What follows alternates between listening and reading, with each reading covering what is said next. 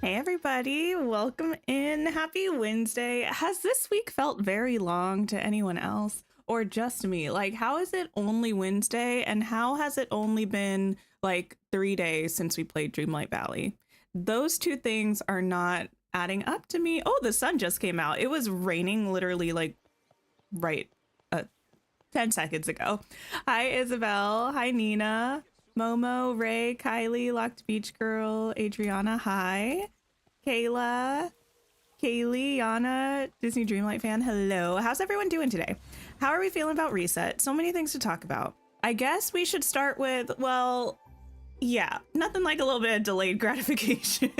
I guess we could start with how did everyone do on their dream snaps? I'm gonna collect some eggs while we chat and everything. Hi Luca, hi John. This week has been so long. I don't know how.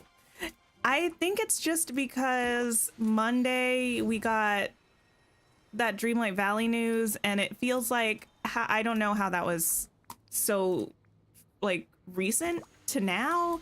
It feels like that information has always existed in my being, which is not the case. Hi Violet. Then you came to the valley and the sun came out. Honestly, for once, my valley being like, oh, visitors. Gotta get it together.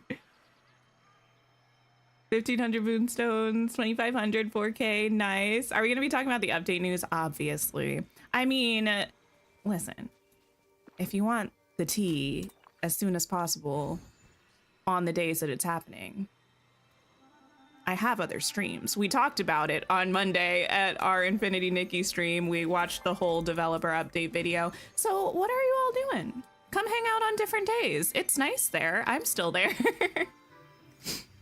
But we will talk about it today as well. Let me know if we want to watch the video again or if we just want to talk about it. I'm up for either.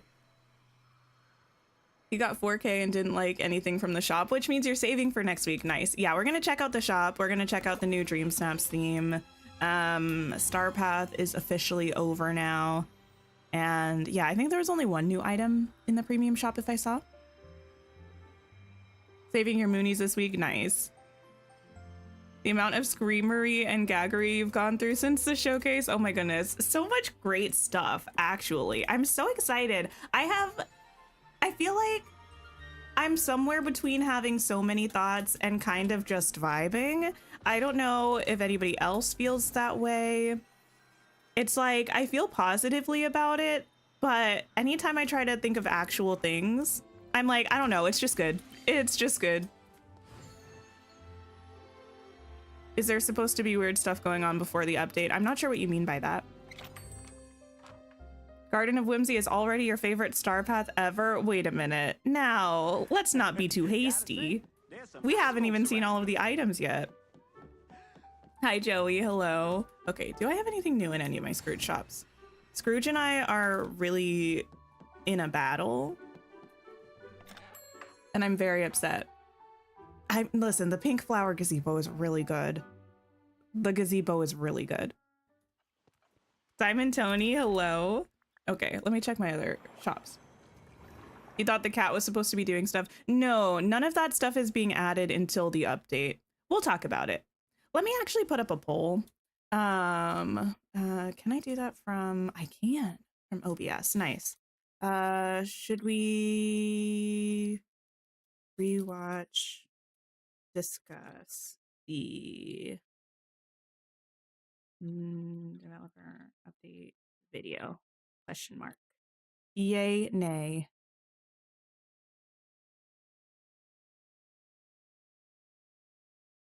I intentionally spelled nay like a horse. It's not an accident. You only get furniture in your Scrooge shop now? Oh, yeah, if you don't have any new clothes items, and sometimes even when you do, it will just give you furniture stuff over here instead. I think the default is clothes if you have them available in the rotation, but if you don't, then it'll give you furniture instead. Are we gonna watch Alice in Wonderland soon? We can. Do you all want to watch it this weekend? We could watch it Friday night maybe, or Saturday afternoon perhaps. It's such a short movie, I think. I feel like it's maybe not even 90 minutes. So it would be pretty quick. Happy to be catching alive. It's been a while. You always go back to catch up on my streams. Well, thank you for doing that. I appreciate it. Oh my goodness, I just looked at the percentage. I was not expecting it to be that high. I was like, yeah, most people are probably gonna want to watch it. Not the 93 to 95% it's currently sitting at. Okay, well, after we look at the reset stuff, I will double check, but it looks like we're gonna be watching the developer update. I did already pull it up because I had an inkling that we might be watching it.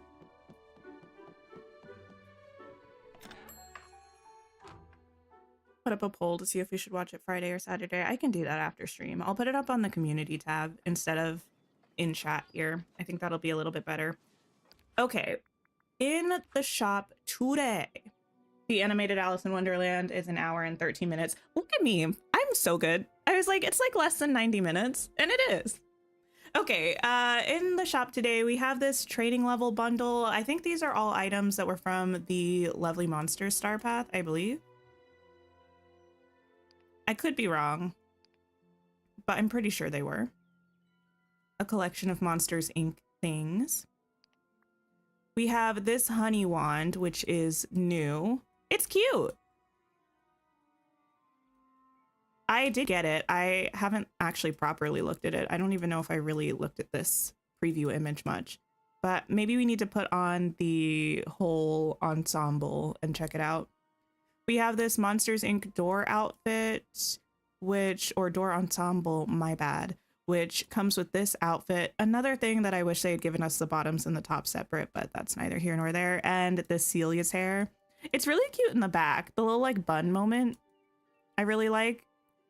Something about the snake hairline doesn't do it for me though.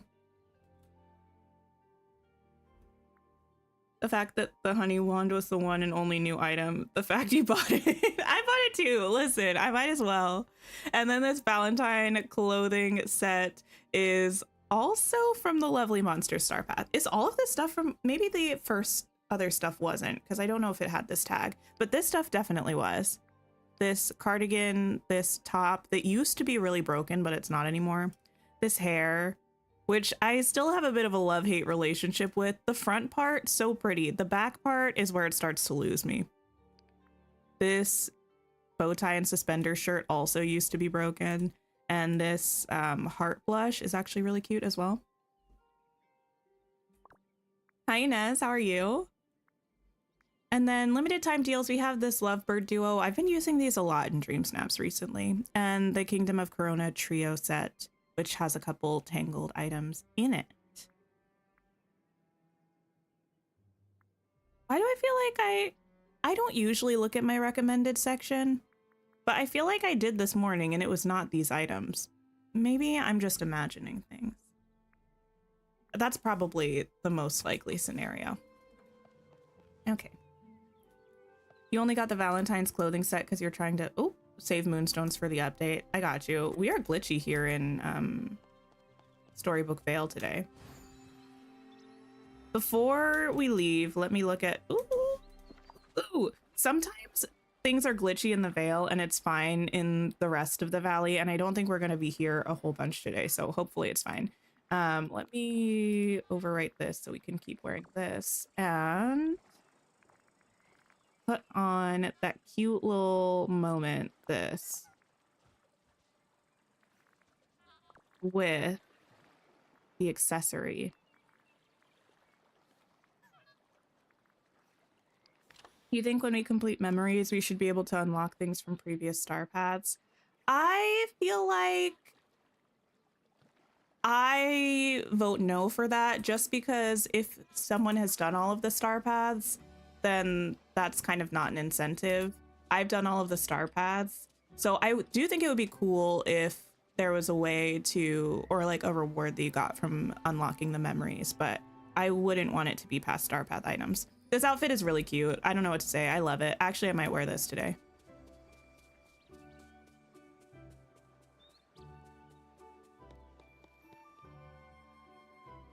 It's cute. I don't know. Is it weird to say that this might, in an odd way, be one of my favorite accessories? And let me explain.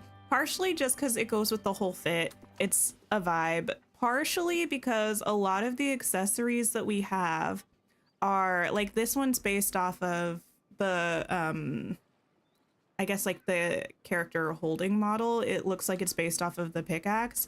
Most of the accessories that we have are based off of the watering can, and I feel like they all make us look like our shoulder is about to dislocate. Like, girl, can you just stand still, please? I would appreciate that. Like, why is my arm being dragged down by a bubble machine, you know? So that's kind of my feeling.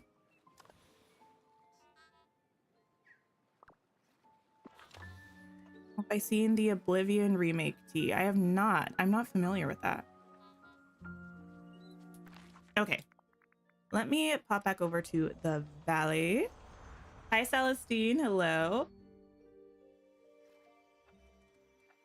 You wish we got something for unlocking memories? Yeah, I don't know what I wish we got. Let me think. Let me think while I figure out a scene that's going to let you all see the showcase video when I pull that up. Did I? No, I still have it. Okay. It is right here. I don't know. I think it would be cool if we got something kind of like the rewards that we get from Storybook Vale for doing the Lore Keeper puzzles. I think that would be kind of on brand, like something related to the movie or the IP that the memory is from. I think that would be something that I appreciated. It's a robot from Rift in Time. It is. Yeah, you have to craft it at the time bending table. I think you have to have your hourglass up to level 3, I believe. Luca, thank you for being a member for 1 month. I appreciate you. Okay. Here is the video. We're gonna watch it. I'm gonna turn the volume down, but I'm sure y'all have seen this, but we're gonna watch it all the way through. I'm gonna do that. Hey Valley Villagers, we're going down the rabbit hole and sharing with you what's to come in our next free update, Wonderland Whimsy. 2 new characters. Love the fit. Everyone in these videos always on point with their outfits. Have we made you curiouser and curiouser yet? After finding your way into the Alice in Wonderland realm, or should we say falling into the realm, you'll encounter Alice, who will need your help in freeing the animals locked in the Queen of Hearts garden. I'm so excited. Be careful. It's easy to get lost. Luca, thank you for gifting a membership. I appreciate you. And Jess, welcome in. Welcome in. Can we get some love in the chat for Luca, please? Although you'll have the questionable guidance of the Cheshire Cat to lead you along the way. The challenge doesn't stop there, as you'll also have to make sure not to get caught by the Queen of Hearts playing card guards and escape her maze. After, you'll be reunited with Alice, will you learn that, I'm so excited. big or small, you can accomplish it all. Invite Alice to the Valley to go on more mind-bending adventures and unlock her incredible friendship rewards. You'll even be able to host your own unbirthday party. As for the Cheshire Cat, you haven't seen the last of him yet. Over the next few weeks, you may notice some chaos occurring around the valley. Oh, exciting. Behind his curious antics, I also love that dress. I haven't worn it in a while. Cheshire Cat to the valley. While Cheshire might be a bit tricky to find around your valley, you'll always discover him at his tree, offering one-of-a-kind friendship rewards. Which brings us to our first quality of life improvement arriving in Wonderland Whimsy. Okay. Continue progressing in his quest to unlock a special item, the Uncrafting Station. Use it to recycle previously crafted items into their original materials for a small Dreamlight cost. Amazing. Finding yourself running out of storage space? By using some Dreamlight, you can now add more slots to any small or medium-sized chest. Pretty exciting, I guess. It's a perfect table with a new subgrid for furniture, allowing you to fill surfaces to the brim for the ultimate feast. Nice. On the topic of decorating, let's get into what you can expect from our upcoming Star Path, Garden of Whimsy. Oh, here we go. This Star Path honors the spring season with dreamlike items. This is the one. Disney's Alice in Wonderland and Disney's Fairies. Choose from a variety of Victorian and pixie-inspired outfits and host your own tea party in the valley with all your friends. However, no tea party is complete without special guests. Put a spring in your step with a new mini dream style and animal companion unlockable in the Garden of Whimsy Star Path. Now, I love it. One last exciting thing to share. Inez, thank you so much for the super sticker. I appreciate you. I don't know why Stream Elements decided not to cooperate, but thank you so much. I really, really do appreciate it. New premium shop content arrives this season from a galaxy far, far away. Dress in fashion straight from Naboo and pick up an adventurous companion, R2-D2. A new lightsaber hand accessory will also be available, featuring its own exclusive outer-worldly photo pose. Yeah. These items will be available in the premium shop ahead of May the 4th, so you can celebrate Star Wars Day in style. Be sure not to miss out. With that, we've reached the end of this developer update. I'll let you finish, girl. A full look into what's to come in Wonderland Whimsy, releasing April 23rd. See you in the valley. Okay, there it is. We're gonna go back and look at a couple of things, but I am excited about this. I think I talked about this on Monday a little bit. I feel like they didn't intend to drop the whole developer update, because since then, each day they've been sharing like small clips from it.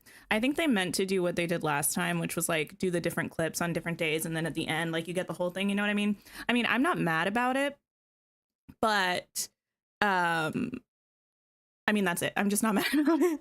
I'm excited. Okay, I'm going to go through a couple parts and we're going to talk about things we've seen. Actually, I'm just going to mute this. That way I can let it play a little bit and pause at certain parts, I think. It was after this.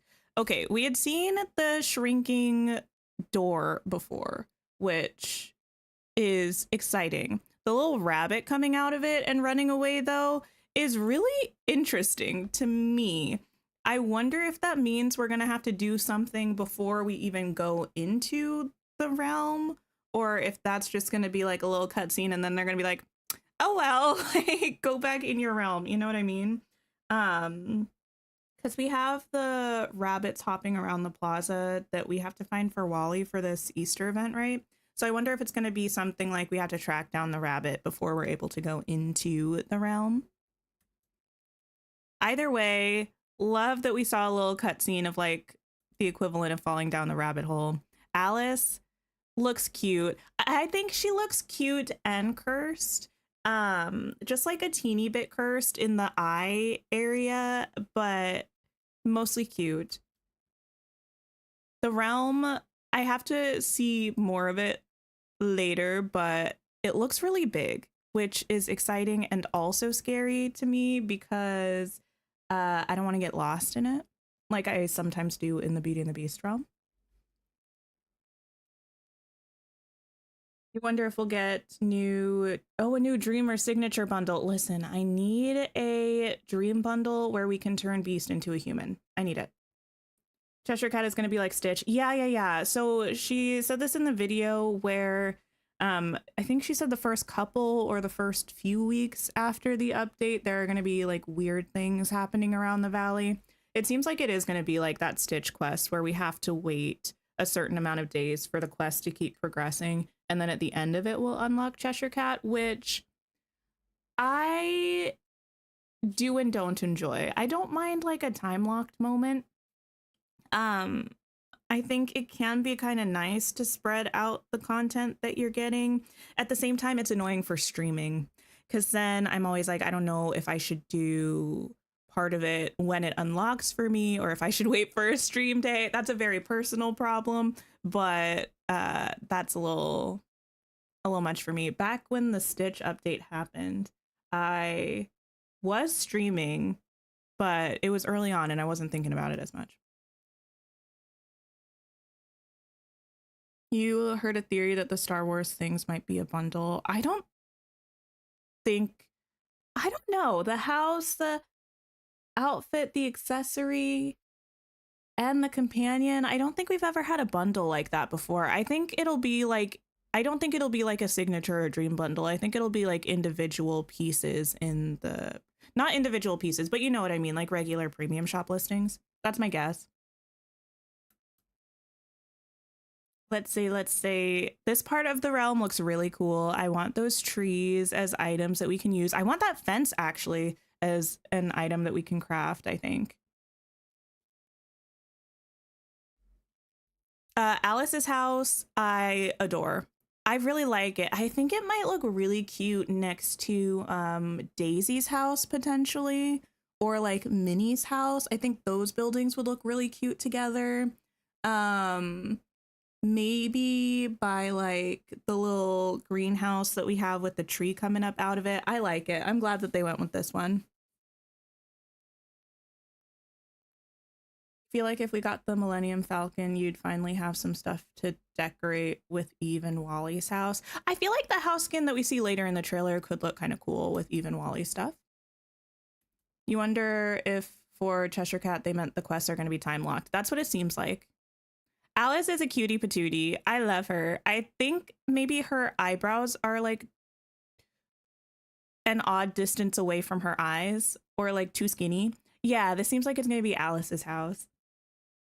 The way the Star Wars was described, maybe the outfit and lightsaber together, but you think everything else is going to be separate. Yeah, I don't think all of the Star Wars stuff is going to be in one pack. I think it's probably going to be like the house is by itself in the premium shop. Probably like R2-D2 is going to be by himself, and maybe like the outfit and the accessory together or something. It'll match the windmill. Oh, it will look nice with the windmill too. This outfit is cute. Cheshire Cat appearing, apparating, looks cool. Quest to unlock him. I will say I don't like Cheshire Cat's tree, his house. Let me wait till it gets to it in the next clip here. I don't like that. Oops. The thing I don't like about it is how orange and red it is. I feel like I don't understand why it's like that, you know? It might look okay in the bind, but I think it's not even the fact that it's red or orangey. It's the fact that the tree with the trunk and the leaves, all of it's like one color for the most part. There's like pretty much no actual variation in the tone between like the bark and the leaves.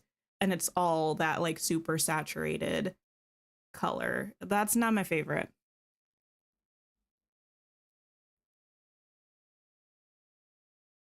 It's only a week away. You just made a layout of where you're moving your characters. Nice. I never do that. I always wait to actually see their house because I feel like sometimes I'm a really bad judge of the size of houses based on trailers, even though you have more kind of reference in these recent developer updates about the size of things. Until I see it in my game, I can't really mentally map it out. You're gonna think of Wendy Williams. What was that? Every time Cheshire Cat randomly appears. Oh no. It's not orange, more of a brown. Do you think this is, I mean, it might be the way that it's coming across on stream, but I've looked at the video. I'm looking at it on my computer right now. I've watched it on my TV and on my phone. It always reads really like red and orange to me. The inside of Cheshire Cat's house going to make me sick. Too many things happening. They're cool, they're whimsical Wonderland things, but too much. My favorite thing though is this chandelier, the lights that are like hanging down by the cables. I think that's really fun. Aladdin stressed you out so much. Oh, the realm, that's fair. So we have some quality of life stuff. The Uncrafter, I think, is going to be a pretty popular thing for people. I don't think I will use the Uncrafter very much, except maybe for some things that we have to craft for star paths, but even then I'll probably just leave it. But I like the fact that it looks like it's going to give us all of the resources back. I think these are all of the resources that you use to craft this balloon arch, and then you just have to spend some Dreamlight to uncraft it, which is, I feel like, not a bad trade-off. I can't see quite how much that is, like $6.50 or something. Maybe it's different per item. Maybe it's a standard cost for every item. Not really sure. That's just a player house. You don't think we go inside his tree? Really? I thought that was his tree. Because at least in the video, it was talking about you might not be able to find Cheshire Cat easily around the valley, but you'll always be able to find him in his tree. That was the impression I got. Hi, Courtney. And then this is pretty cool. The fact that you can take small chests and you can upgrade them by spending some Dreamlight. So you can add an additional 2 rows for 1,500 Dreamlight. And then you can add another 2 rows for 8,500, which I guess is nice if you don't want to grind for dark wood for things. Or if you don't want to have additional crafted things, like you already made a bunch of small chests for your storage room and you don't want to go through the process of switching everything out and like crafting a bunch of new stuff, instead of doing that, you can just grind for some Dreamlight and expand your existing chests. I think, wait a minute. I'm trying to see if the visual of the chest changes. I think it does, because this is a little single clasp small boy, the small chest. And then when it expands, yeah, the actual visual of the chest does change to the medium-sized one. That's cool. Actually, I hadn't really thought about that until now. And then it changes. So it like actually properly converts it. It's not that it just takes the existing thing. I wonder though if that will work on some of the items that operate kind of like storage. I don't imagine that it will. I was thinking of like the vaults, the Scrooge safes, if you would be able to expand those, or fridges. Yeah, that's a good thing to bring up. This kind of makes me feel like it might not, though, if it's a function to actually properly convert the item to a different item. I'm not sure. How much Dreamlight is a large chest? I don't actually know off the top of my head. Does anyone know? Yeah, like Tiana's tiny chest too. I wonder if it'll work on that. Like, I wonder if it has to be an actual default small chest or if it will work on all things that function as a small chest. It's 5,000. Okay, so it's a lot more Dreamlight to upgrade a chest to a large one than it is to craft one if it is 5,000 Dreamlight. But maybe that's better for some people, because I'm sure a lot of people have a lot of Dreamlight, and things like grinding for dark wood takes a really long time. Hi, Magister. Hello. Michelle, yeah, I don't know if it actually won't work. I hope it does, but I'm not sure. I don't think they've said anything about it officially. You have a lot of mist, you need mistings. Remember that time I got up to 1,000,000 mist before Storybook Veil? Because I was like, maybe I'll need this eventually, and then I just will never have to time bend again. Now I don't know what I'm gonna do with it. This gives me hope. This is something that makes me excited and also frustrated at the same time. I'm grateful that they're adjusting the grid.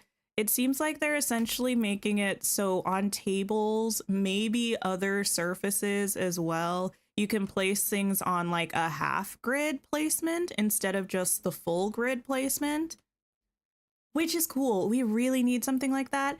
It just makes me upset that it seems like it's specifically for surfaces. It's not for placing things on the ground.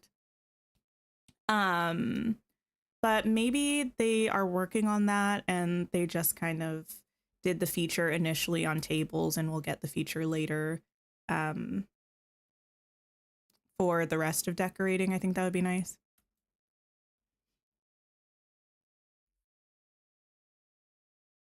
Not even that hard to get to 1,000,000. No, it's not too bad. Especially I had everybody as a time bender for a while, so it went pretty quickly. Oh, thank you for the sip reminder. You wonder how much Dreamlight the new realm will cost? I feel like it'll probably be around the same as the Aladdin one, which I can't remember how much it was. Hoping the small grid on the table is a test for a more... Yeah. I hope it's just like a stepping stone to more flexibility in decorating moving on. The Garden of Whimsy Star Path. I'm excited. The flower gazebo might be one of the best things I've seen in this game, actually. This little... I don't even know what you would call it. It's not really an archway. It's more like the little like pennant pole thing. Like a banner, light banner. I don't know what it is. I just know that I love it. I just know that I love it. I famously not a hater. However, I have said that Disney fairies, the characters, not really something that I feel like I need to see in the game. I feel like I need Tinkerbell, but the rest of the characters from the movies, like, I, for the most part, could take or leave. But seeing this star path has actually a little bit made me change my mind, just because if they added them, I think we would get more items like this. And items like this are everything and more. This little barrel with the flowers, are you kidding me? Yeah, the flower cart, it's great. You've been obsessed with mushroom prints lately. Yeah. It's good. Um, this little mushroom table with the little tablecloth thing that's a spider web, like with dew and stuff. Oh, so cute. I don't know what to say. This teapot fountain, though, and the next thing it's going to show with the outfits, though, are examples of my one concern about this star path, which I mentioned on Wednesday, but I'm mostly reserving judgment. But I'm a little bit concerned that this star path might be something that's like similar to the Lovely Monsters star path, but maybe less harsh, where half of the items are one theme and half of the items are a different theme, and the two themes are not necessarily meshing. Because the design of this teapot fountain is definitely more Wonderland inspired. All of this definitely more fairy inspired, but even apart from that, just like the way that they look doesn't quite mesh for me. And I hope that there are enough items that doesn't bother me. But sometimes when we have like half-seas star paths, I end up feeling like I don't have enough of either thing to like do what I want to do. I don't know if that really makes sense. It's kind of how I feel about like kits in The Sims 4, where you get like furniture stuff, but it doesn't necessarily feel like it's actually enough to make a whole thing with the kit. Like you have to have other stuff to supplement it. And that's kind of how star paths are in general, but it's worse when they're split up. Disney fairies are an absolute must. Be serious. Listen, I'm sorry. I stand by it. I think it's just because I am a Disney fairies books girly. Like I'm old. So I'm old.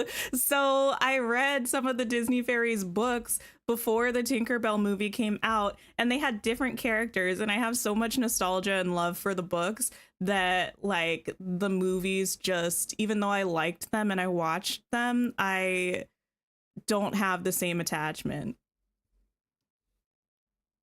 You hope the lanterns on the arch light up. I feel like they have to. I feel like maybe these little flowers will, but I kind of hope like these big boys also light up. Hi, Kitty and Nick. Hello, hello. Yeah, Ronnie would be iconic. Why was she removed? Such classic characters. They had Fira, they had Beck and Bess.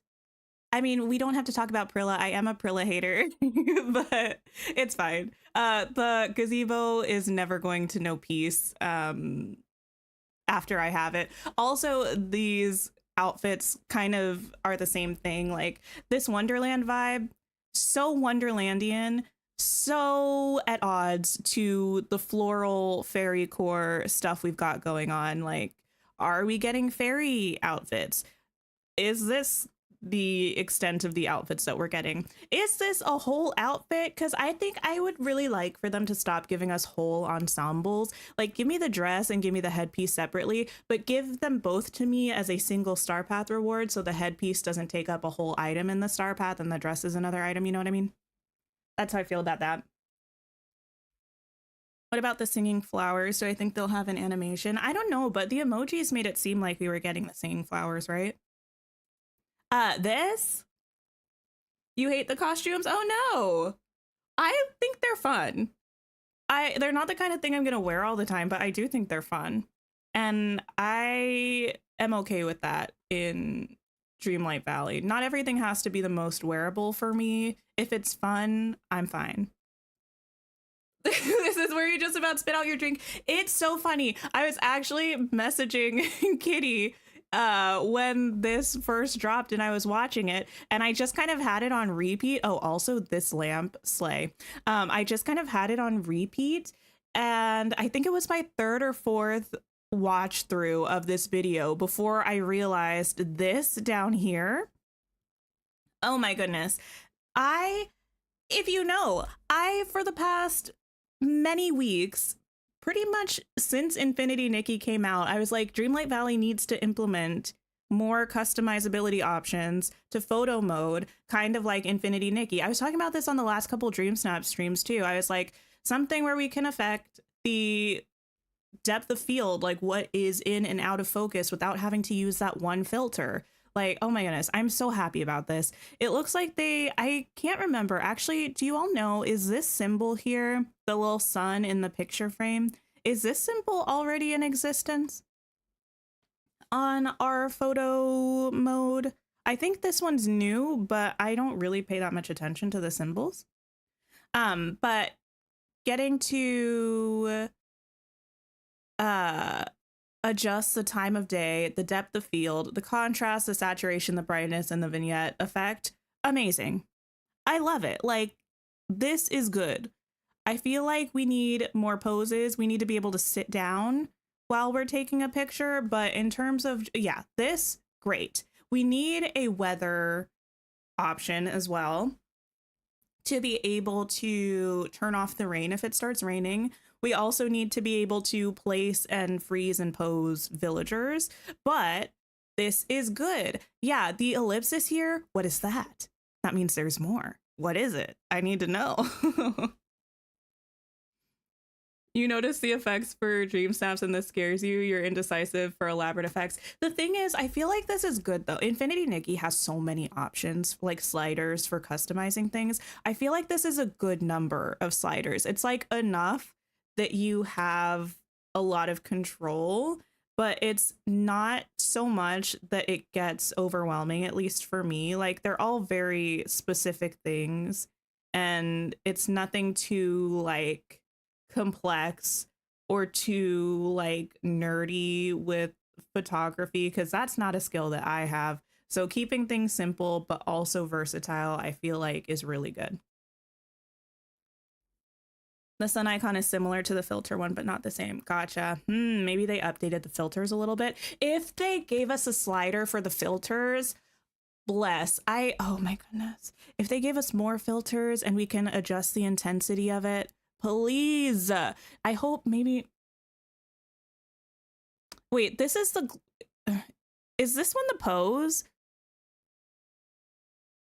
This one's the facial expressions. I don't know. I just need new things. Without Nikki, you don't think we would be getting this? I don't know. I feel like we might, because I don't know how long it takes to develop this kind of a system in the game. I wouldn't be surprised if they've been working on it since before Infinity Nikki came out, but maybe it is a new thing since that. I don't know. All I know is it's long overdue, and I'm glad that we're getting it. You do think we can thank Infinity Nikki for this? It's possible. I don't know. I don't work in game development. To me, everything would take a really long time. So I'm like, maybe this has been in the works. I do feel like people have been asking for photo mode improvements for a really long time. So maybe it's been in the works. Maybe it was pushed along, like sped up a little bit with Infinity Nikki. I will say, I do appreciate the fact that it seems like we've been stepping up the number of quality of life improvements that we've been adding per update the past couple updates. And I really appreciate that, because I love this game. I'll keep coming back for new characters and like new houses and new maps and decorating and all that. But adding the quality of life improvements really does make the experience a lot more enjoyable. So I'm happy about that. Been out 5 months. That's true. My brain still thinks it's March. Like early March too.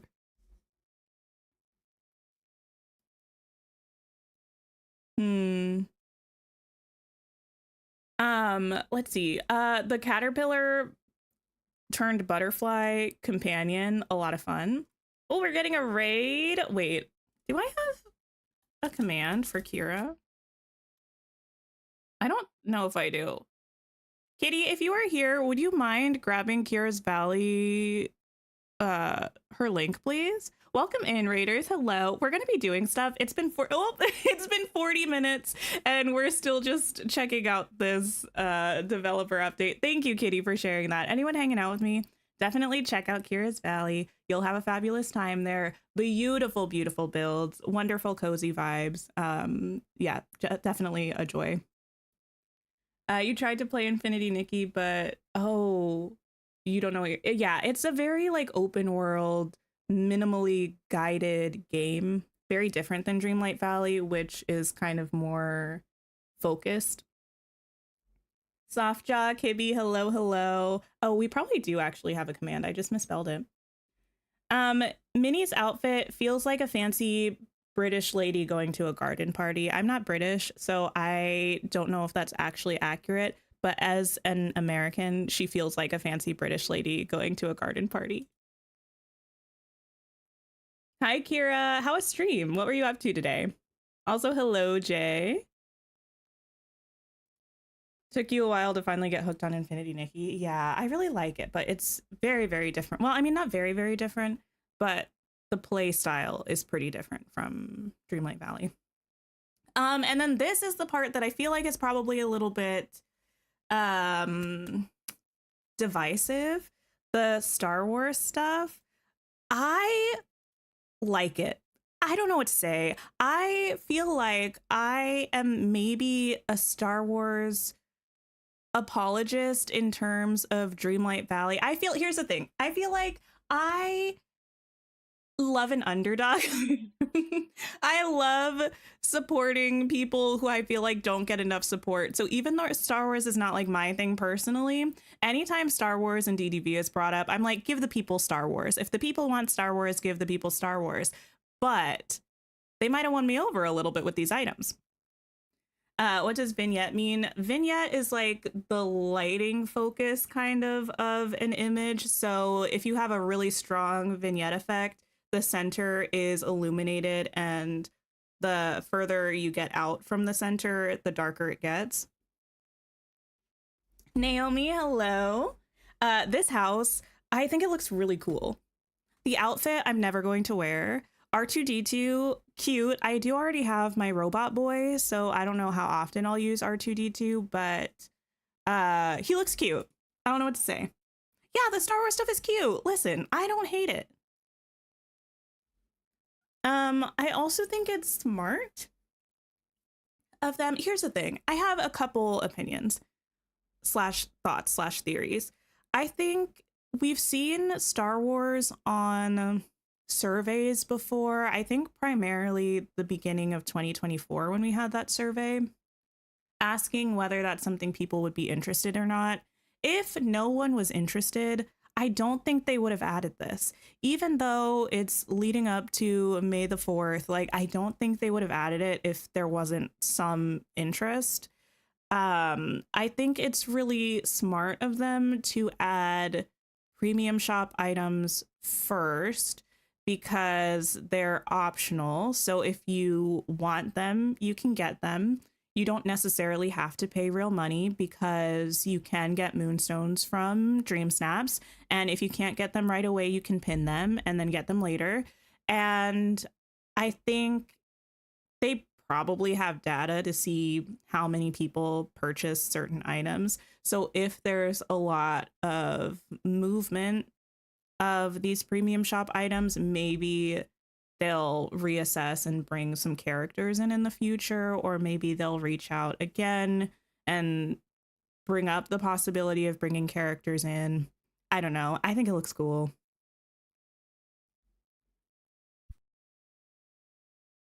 At the end of the day, premium shop items are optional. No one's being forced to get them. That's true. But I also feel like to a certain extent, that's how it is for like a lot of IPs. Like just because you like Disney or Pixar doesn't mean you're always going to like everything. Like I think there's always going to be some characters or IPs that are added that some people aren't going to vibe with. And I kind of feel the same way about Star Wars as I do about those kinds of things. It might not be my absolute favorite. I'm not a Star Wars hater, but I'm not like a huge Star Wars fan. But not everything has to be for me. And if it's in the premium shop, if I don't want it, I'm not going to get it. But I'm probably going to get it because I do like it. Why does the, oh yeah, the like texture of the grass here? I don't know. I do wish they would stop doing that. It doesn't bother me quite as much on this house because it's only like some of it at the top. With the Hobbit house, it's a whole roof. And the roof is like half the house. So it doesn't bother me as much here, but I do see what you mean. That's a little strange. I see hello. Yeah, they did the surveys. So I really don't think that they would go through the effort of developing something like this if they got only negative feedback about Star Wars stuff. You know what I mean? So that's how I feel about that. That was the end. Let me just scroll just to make sure. Yeah, that was the end of that. Updates coming next Wednesday. So soon. I can't wait. I'm excited. Oh, you know what I didn't do? I didn't get the purple eggs. You'd like to have a fully dedicated Star Wars Valley? I feel like a lot of times when Star Wars has been brought up in discussions I've been around in the past, people have said they want it to be a DLC or a separate map.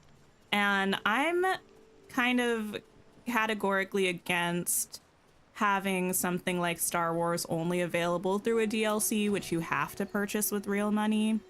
I don't think that's the most ethical way to add something in. It's kind of how I feel about like when they added Jafar in Rift in Time, right? We had Jafar that was a paid character, but we still got some Aladdin characters that were free. Like, to keep an IP exclusively to a paid format, I think is kind of icky. I don't mind the premium shop because there are in-game ways to earn moonstones.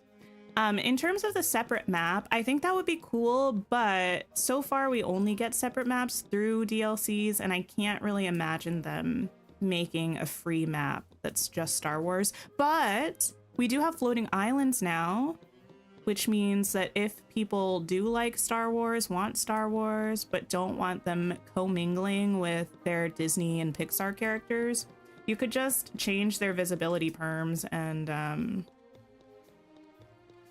put their homes on a floating island. I'm concerned. I don't think I missed a purple egg in Moana's realm.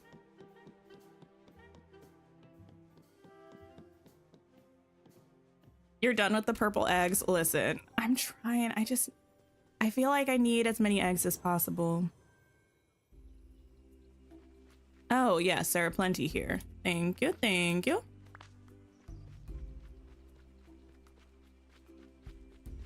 You wish DLCs would add more characters to those worlds. You get that the castle is the portal, but that would be fun. Wait, what do you mean?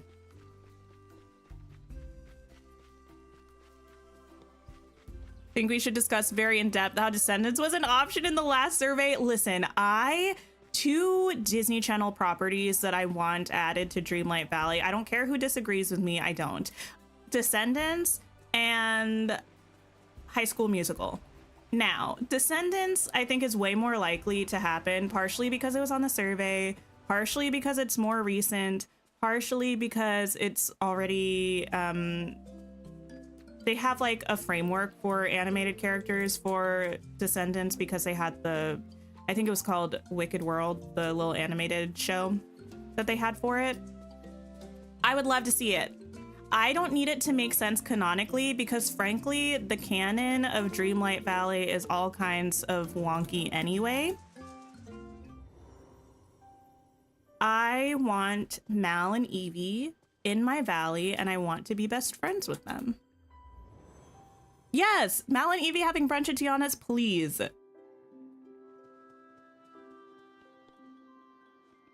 You want Descendants and zombies? I don't really care about zombies. I watched the first movie. I might have watched part of the second one. The song Someday is a bop.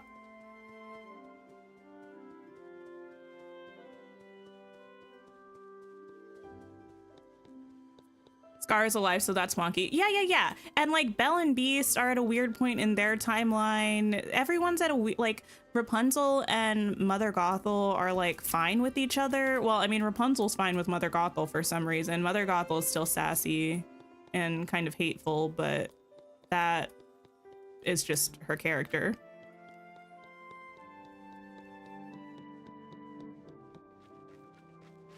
I think that's the thing about Disney though, like core-based characters is so subjective because there are hundreds and hundreds of characters. There are so many movies, Disney, Pixar, like even if you're just looking at those, but yeah, I think I don't mind if some other characters are added. My opinion is usually, even if I don't know, my opinion is mostly like I prefer main characters of a movie, series, franchise over side characters, even if I'm not as big of a fan of that main character or that movie or franchise. Which is part of why I wouldn't mind Descendants. Because frankly, I would take Descendants over Timon and Pumbaa. Y'all can crucify me if you want, but I mean it. The Timon and Pumbaa update, they gave us pretty gorgeous gowns. We had a beautiful friendship reward dress. Don't need them. That's just my humble opinion. I'm also a little salty because that was like our third Lion King update, and that's too many for a single property in that short of a period of time for me, but yeah, could have done without Timon and Pumbaa. Maybe not forever, but like at the time that it dropped, it was not the ideal time for me. Again, I was fine with it though, because not every update is going to be my favorite update, but in my dream world, it would not have happened.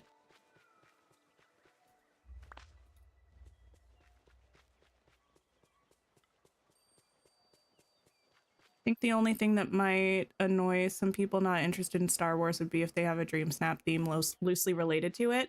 I don't care. I hate to say it, I don't care. If someone gets mad at a Dream Snap theme, it's a single challenge. You can just put on the tags and take the photo, even if it's not your favorite. There have been so many Dream Snap themes that I didn't like. The April Fool's Day one, despised it, but it's like a 1 week thing.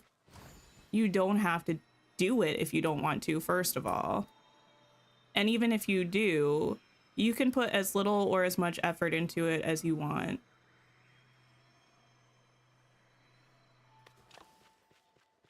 The fact that we have Stitch and not Lilo. Disney actually is so rude to Lilo all the time. Maybe... Wait, was she on a survey recently? Wait, wasn't it the survey we just had? Didn't they ask if...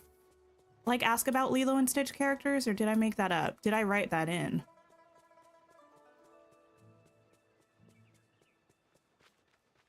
What Disney means to each person is so different. Yeah. Depending on when you grew up, like, what kind of vibes you were into. Even people my age, I know some people were like princess girls. I was a Disney princess girl. A lot of people were more like Lion King and Pixar girls. That was not me.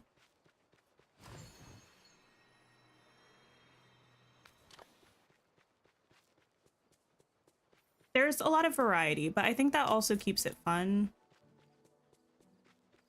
Because even, I don't know, even when we get updates that aren't maybe my ideal taste, it's like, you know that probably in the next update or two, you're going to get something you're excited about, which is why I'm happy that they share the roadmap a couple updates in advance, because that way, if you know that an update's coming that maybe you're not as enthused about, there's probably something on there that you are excited about,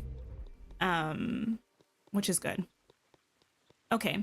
Do I want to do some Dreamlight grinding, or do I want to... I think I want to clean up my valley a little bit first. Just some of the big obstacles. Also, this might be a very unpopular opinion. I think it's good for us as people to deal with things that aren't our favorite sometimes. I feel like it's a great opportunity for character growth for ourselves. Like, just not getting exactly what we want all of the time. So I don't mind that. And being able to find the good in things that you don't always love. You know what I mean? Still finding a way to enjoy it. So like, I'm chill.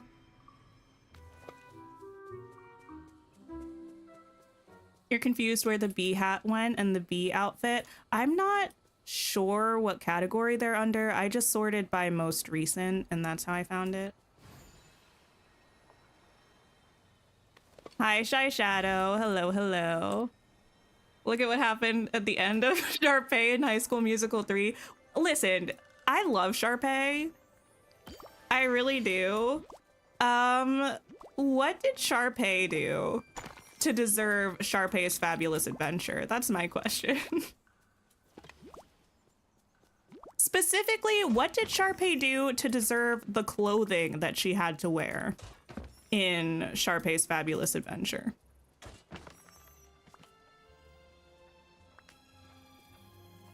Sal and Evie, but also Red and Chloe down the road. I don't hate it, but you know what I do hate? Chloe's wigs in Descendants Rise of Red. There was no reason she needed to be looking like a full Furby.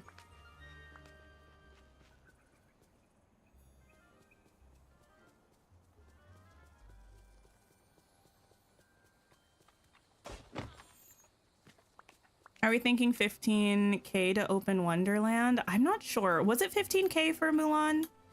If so, I think that's a fair guess. She didn't get her way in the 3 movies. Also, that, I don't know.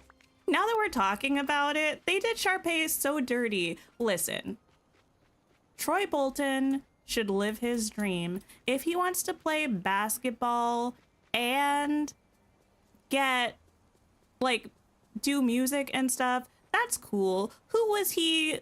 Who was lying to this boy, telling him that he could go to Juilliard? Who? You know? Also, Sharpay, though. Why? Okay, they announced who's going... Spoilers for High School Musical 3 if you haven't seen it in the 15 years that it's been out. I don't know how long it's been. It's been a long time. Actually, it has been almost 15 years. Maybe it has been. Anyway, before they even announced who got the Juilliard scholarship, Sharpay would have already had to have decided to stay at the school. Just because you're not going to Juilliard, that doesn't mean you should stay in the middle of nowhere at your school just out of petty. I mean, I appreciate the pettiness, but like, girl, you have options. I'm sure you applied to other places. You could move somewhere and try community theater. It has been, well, it's been more than 15 years. 2008, oh my goodness. I feel so old. Have I ever read Pollyanna? When I was a wee child, I think. A long enough time ago that I don't remember it. I'm going to do something that I don't usually do, and I'm going to leave these Nighthorns. Kind of relieved there are so many nice people. I feel old. Yeah, I'm the oldest of my siblings, and they frequently tell me how out of touch I am, so I think that doesn't help.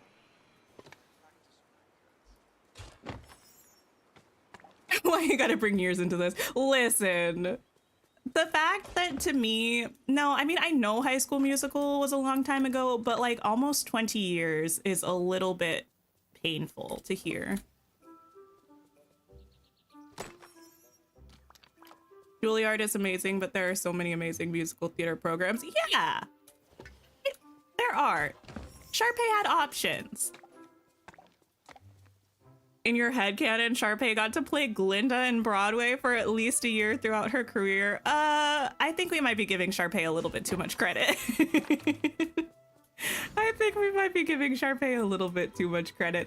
Also, though, I feel like good for Disney Channel for like High School Musical walked so that Glee could run, but also Sharpay was meant to be a theater kid, and she was kind of giving Regina George and kind of not really giving theater. I mean, I've met some theater kids that kind of also give Regina George, but she was definitely giving like Queen Bee more than theater kid. Why was she popular? Was she though? Actually, I don't. Here's the thing. My headcanon is that Sharpay wasn't actually popular. She was just so delusional that that she was like really full of confidence, and she just felt like she was the most popular girl at school. Because I don't think anyone actually liked her. Nyada, yes, Nyada.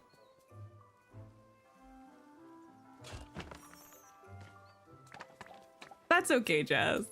It's no worries.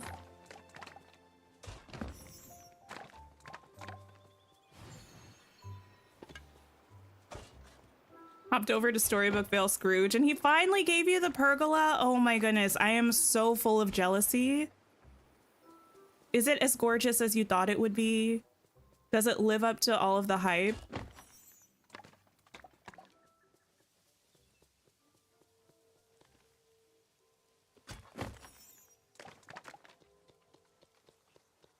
Isabel, you know what? You might be onto something. A lot of people will forgive many sins if you're pretty.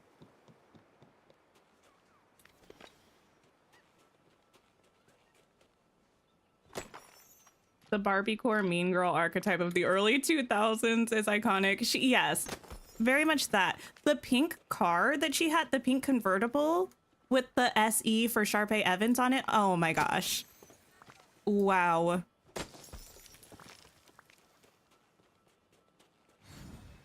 My favorite thing about Sharpay is that at the end of every movie, she has an epiphany where she decides she wants to be a better person and be friends with people. And then at the start of every movie, she has she's decided that she doesn't care anymore and she's only looking out for herself. I appreciate that. I admire that about her. Yeah, the purple eggs are a lot. She regresses, she does. Or maybe she's just onto something.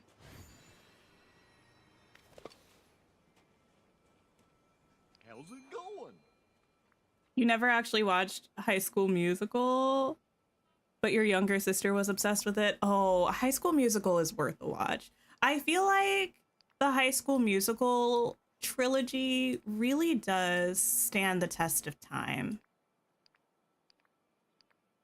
I might actually save that stone.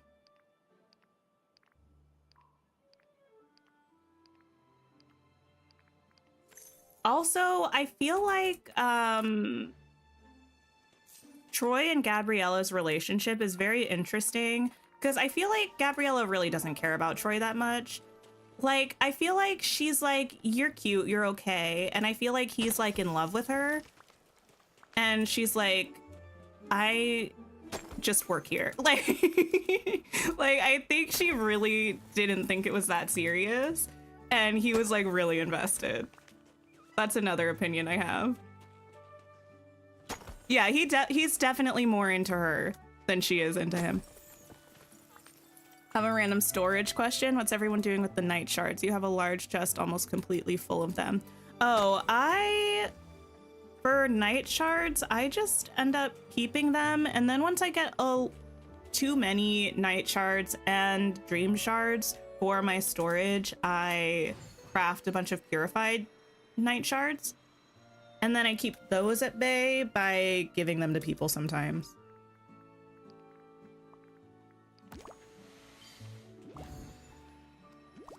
Okay, we're doing pretty well.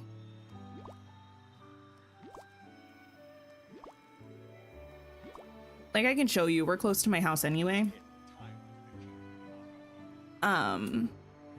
Or, because I usually end up having more dream shards than night shards. If the amount is way far off, then I'll turn some of my dream shards into Dreamlight. That's pretty much my management, because I don't like going past this one large chest of storage. So typically I end up having like 2 rows of dream shards and 2 rows of night shards, and then I'll turn them into the purified ones. And then if the imbalance is too much, I'll turn the pink ones into Dreamlight. It's been working pretty well.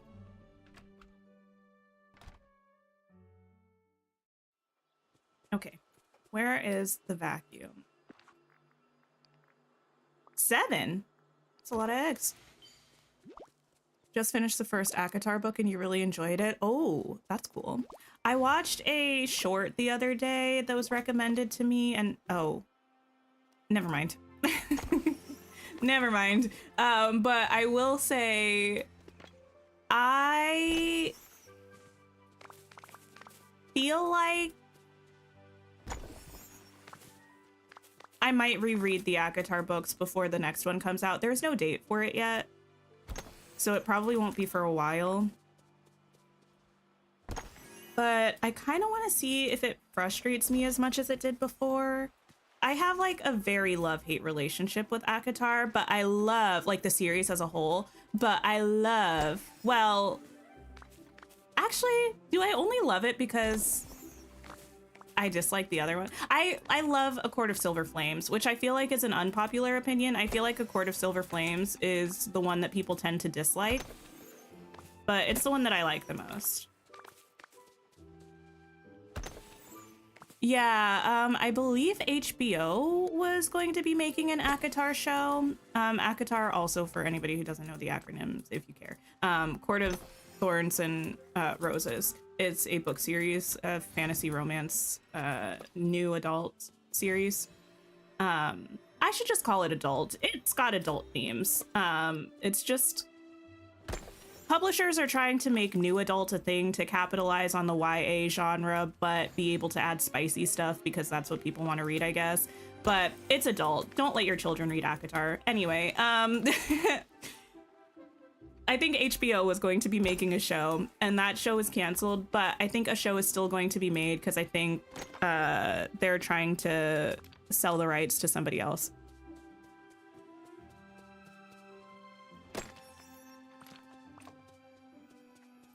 I've mentioned this before. I just don't like the way that Sarah J. Maas writes her romances, specifically her male leads. I find them toxic and not in a fun way.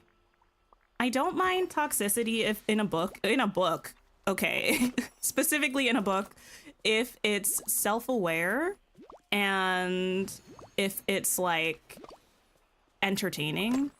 I don't find it either in Sarah J. Maas's writing.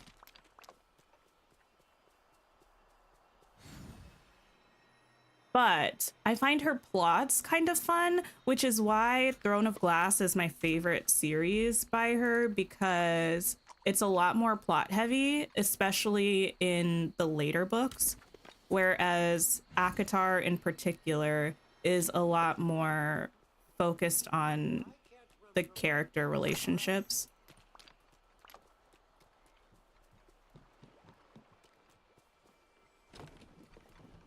Actually, I'm not. Here's the thing. I might get canceled for saying this. I'm kind of a Tamlin apologist. And by apologist, I mean, I think everybody else in the book has done things as bad or worse than what Tamlin has done. And I think it's unfair that everybody else gets a pass and he doesn't.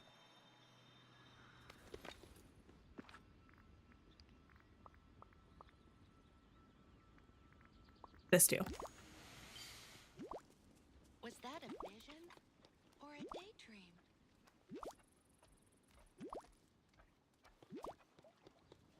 You enjoy Throne of Glass and ACOTAR, but you read them as a very young adult. Oh yeah, I am not a very young adult. I read the books.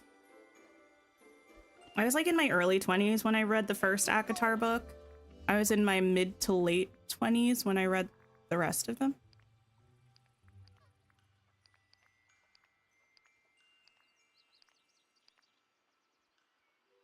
Hanging out with Belle and she won't give you your extra crops. Oh no, have you tried like teleporting somewhere?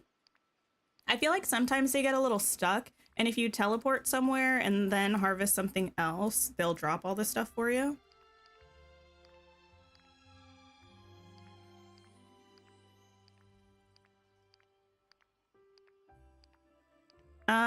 I've also decided for books, if I'm gonna be reading a romance book, I need it to be a slow burn. I'm gonna do some Dreamlight grinding right now, by the way.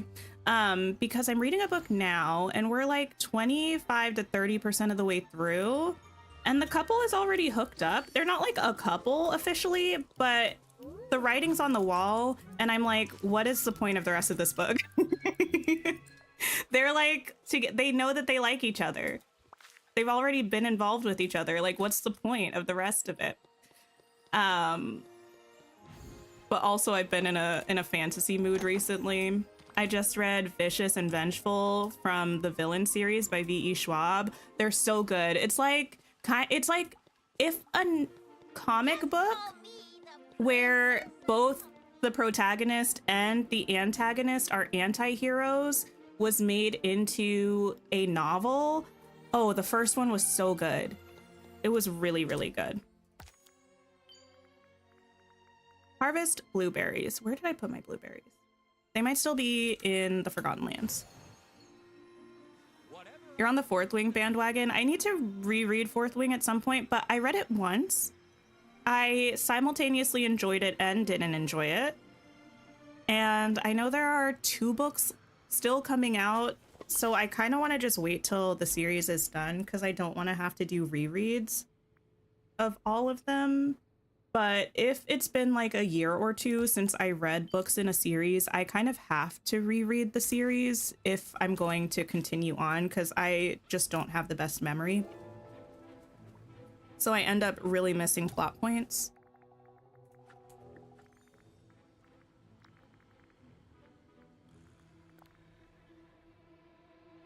Kind of want to reread The Hunger Games. I kind of do too. I just read Sunrise on the Reaping. I read Ballad of Songbirds and Snakes right before the movie came out, I think. But I kind of want to read the original trilogy because I haven't read the original trilogy since the movies came out. I think I read all of them before the first movie came out. Howdy. You get some seeds here. Whoa. My magic can feel how special. Not a new book boyfriend, Jess. I've decided I did recently read the Fangirl manga by Rainbow Rowell based on the book Fangirl by Rainbow Rowell, and I've decided that Levi is my book boyfriend.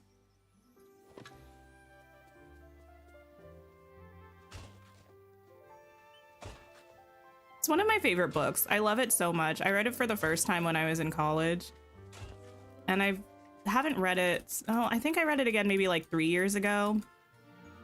So good. You're watching the entirety of Gilmore Girls on season 6 at the moment, and the Lorelai Luke slow burn was one of the best ones you'd seen on TV. Oh, I do remember thinking Lorelai and Luke were really cute. I never finished Gilmore Girls.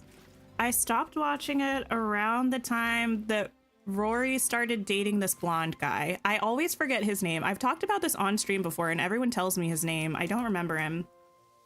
He kind of looks like a Walmart Chad Michael Murray. Logan. There you go. To be fair, I don't think Logan had anything to do with the fact that I stopped watching it. I was just really annoyed by Rory. She was getting on my last nerve for a while. And by then I was just like, no. I was like, I can't do this anymore, girl. Catch 3 tuna, add decorations to Dazzle Beach. Chad Michael Murray was in the show. Oh, you know what? You're right. I do remember he was. Speaking of Chad Michael Murray, my partner and I have picked up watching One Tree Hill again. We had been binging it for a while. I mean, I've watched all of it, but he hasn't. We had been watching it for a while. We took a hiatus. We've picked back up again. We're on season 6. And our first episode back, I was already like, I need to leave. I was already like, I can't do this. I'm the biggest Peyton hater. I could write a whole 6-minute diss track just about Peyton. And every time she's on my screen, I want her off of it.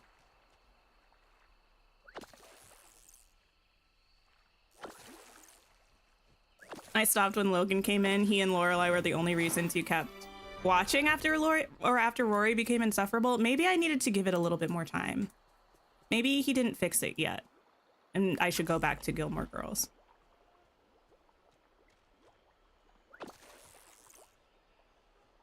You think maybe Chad Michael Murray could be the Walmart Chad Michael Murray? Oh no.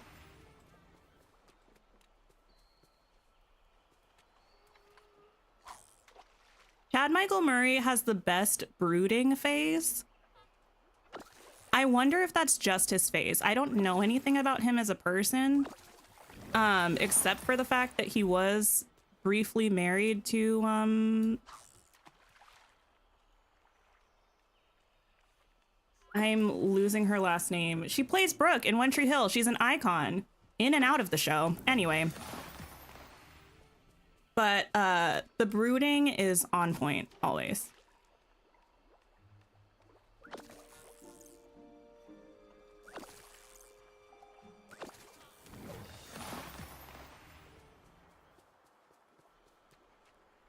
I don't know what you mean by the resident magister, but that reminds me of the show The Pit that is apparently really good.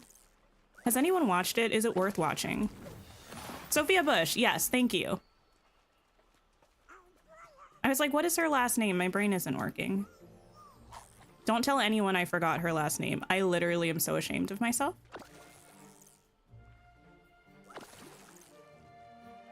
Wait, what about Gossip Girl? Kitty, you can't say that to me. I feel like it's a little bit less clear now whether I'm a Blair or a Serena, but I feel like I don't know if we can be friends if you if you were a Serena hater. I have 9 left. This is really unfortunate because I think the tuna are in the white circles.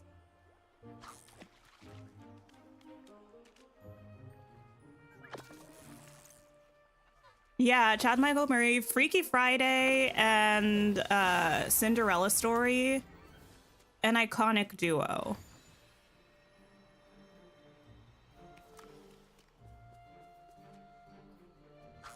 I don't give you Serena vibes. That's good.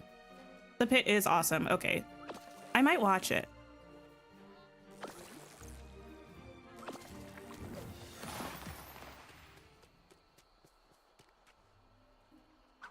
I used to live in a place where...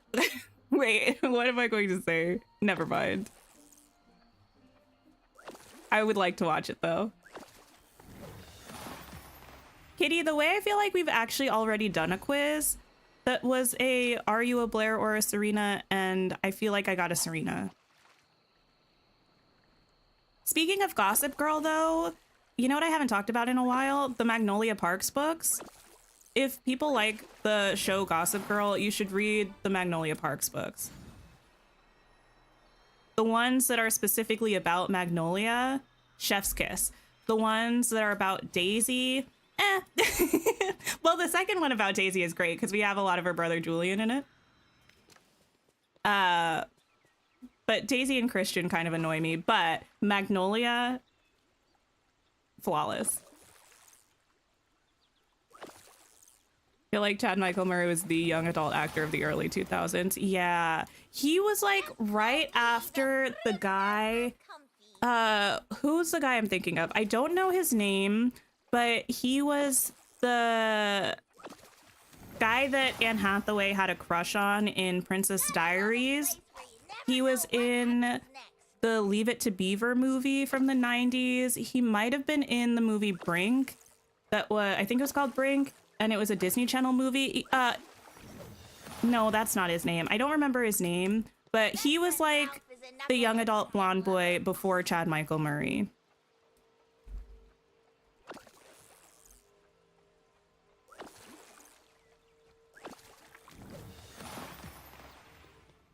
I'm really just trying to get rid of this elixir.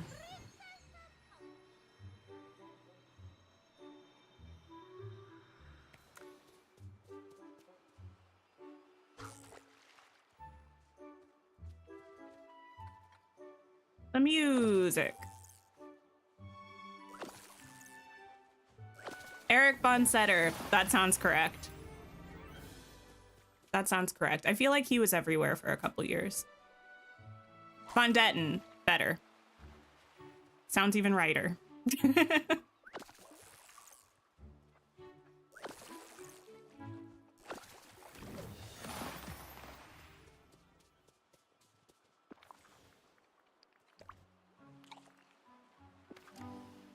Okay. Actually, I went through a huge phase where that Leave It to Beaver movie was like my favorite movie. I don't know why. I was a small child. I was like young enough that I thought that Eric Von Detten's character was like all grown up when I'm pretty sure he was meant to be like 13 or 14.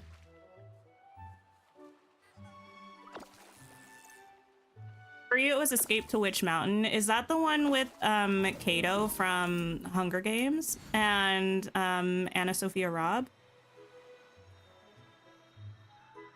I never watched it. Hi, Chill Chaos. I never watched Escape to Witch Mountain.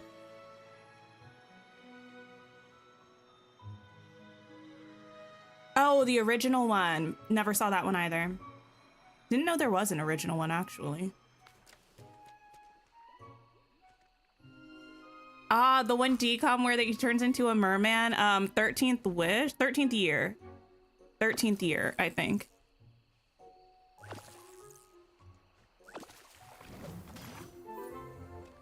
Lenny, hello. Oh, I am so happy about the Star Path. Yeah, we were watching the developer showcase thing earlier today. I had already seen it. But yeah, we were talking about it earlier. Very excited. Excited for Wonderland. Excited for the Fairy Star Path. Surprisingly excited for Star Wars. I do feel like the house skin just reminds me of the cantina from Hollywood Studios. Also from the movie, I guess, but specifically like the way that it's set up in Hollywood Studios. I love the Star Wars area in Hollywood Studios. It's so good.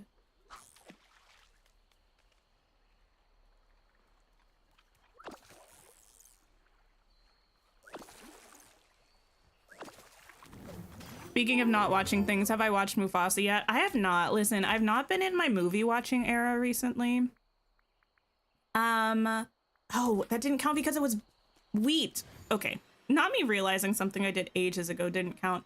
I've not been in my movie watching era. I've really just been in a reading era. I am still planning on watching Mufasa at some point. I've just not really been in the mood to watch movies. The most I've watched recently has been Hunger Games movie reactions, and the last 2 days I am a little bit back to watching reactions to Arcane. But outside of those, typically when I'm doing chores or something, I'm mostly just reading in my free time. You still think your favorite Disney Channel original movie was Don't Look Under the Bed? Now, that movie is terrifying. It's so scary. I feel like I watched it as an adult and I was still scared. The Star Wars house skin is subtle enough to blend in with what we have, which is really nice. Yeah, I don't think it's like too Star Wars, if that makes sense. It looks like it could be like a non-Star Wars building. Hi, Chloe.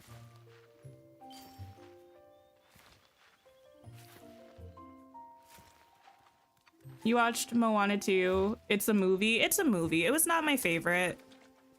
I've seen some people say they loved it. I've seen some people say they hated it. I think if you love it, that's great. I did not. I feel like it just it didn't have the things in the first Moana movie that made me love the first Moana movie a lot, and it added a lot of things that just were not my favorite.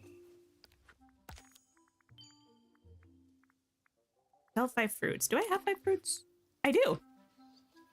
What am I currently reading? Right now I'm reading a book called Business Casual by B.K. Borison. I'm on a mission to finish or catch up with as many series as I can, because right now there are 41 series that I've started that I have not finished or caught up with. And Business Casual is the last book in an interconnected small town romance series called Love Light. 2 of the 3 books that I've read so far I adored. I gave them like 4.5 stars. This one so far, I don't think it's going to be my favorite, but I am enjoying it.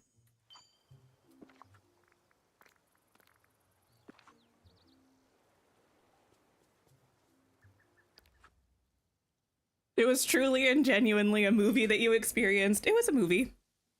Yeah, I liked the beginning a lot and I liked the end a lot, but I think those 2 parts are the parts that were most similar. It's not even that I wanted a carbon copy of the Moana movie. I just feel like, I don't know, there was something about Moana kind of being on this journey that was kind of like a self-discovery journey, like mostly going it on her own, like that was really powerful, and you get kind of that sort of a vibe at the start and the end of the second movie, but a lot of the middle feels like it's meant to be an ensemble film, and I just wasn't really a fan of the new characters.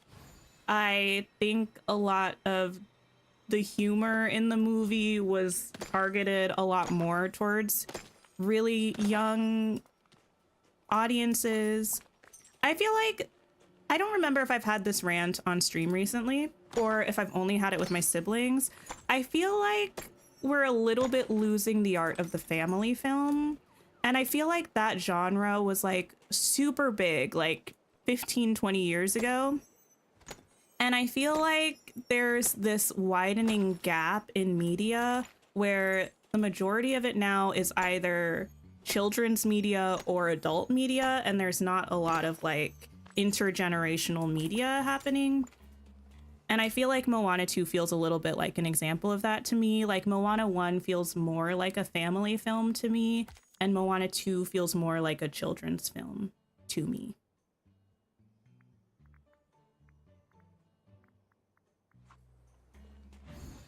Am I on Goodreads? I'm not, no. I think I technically have a Goodreads, but I don't write reviews and I don't update the book that I'm reading.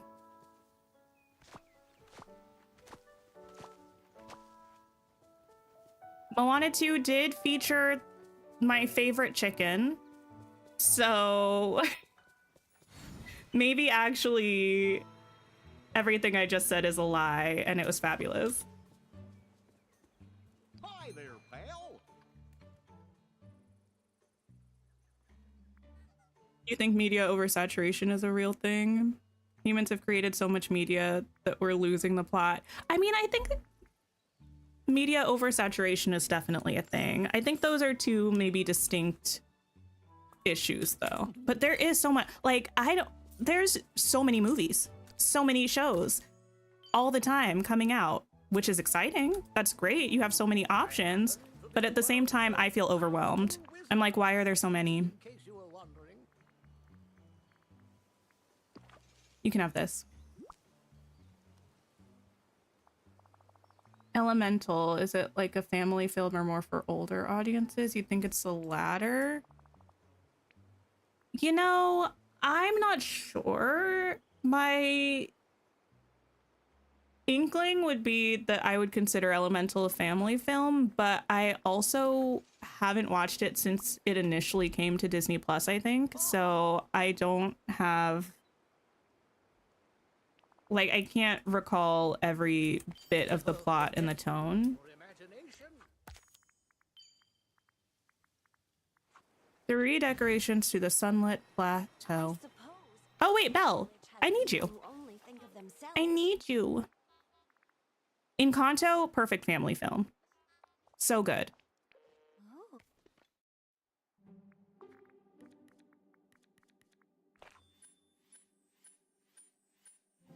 I said Encanto, by the way, because when I said I need you, I was channeling Antonio. I was thinking about Antonio.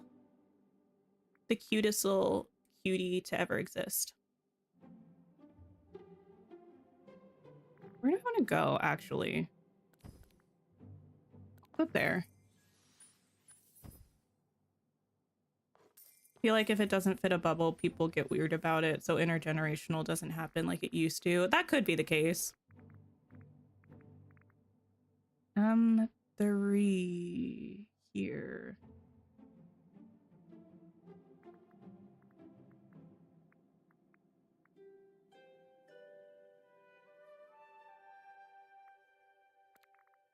It's you.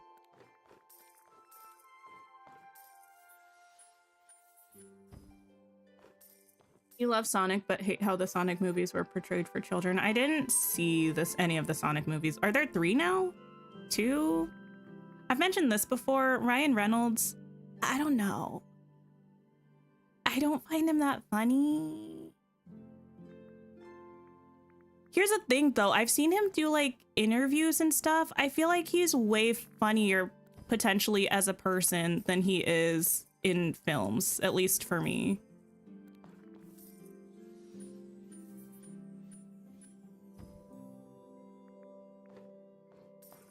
James Marsden? No, isn't Ryan Reynolds the voice of Sonic? Is Ryan Reynolds not the voice of Sonic? I feel like I'm living in the Twilight Zone right now. James Marsden is like the live action actor, right? But I could have sworn it was Ryan Reynolds.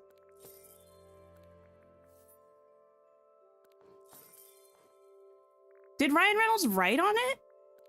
Why do I think it's Ryan Reynolds?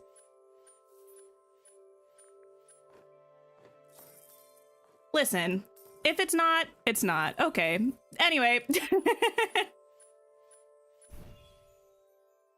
Detective Pikachu? That's great. Anyway, I guess I just went on a Ryan Reynolds rant for no reason. Let me take you here, actually. You'll go here.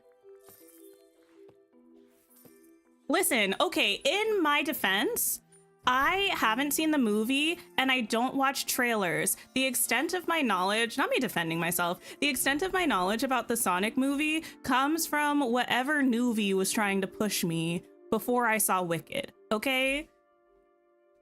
And it was giving Ryan Reynolds.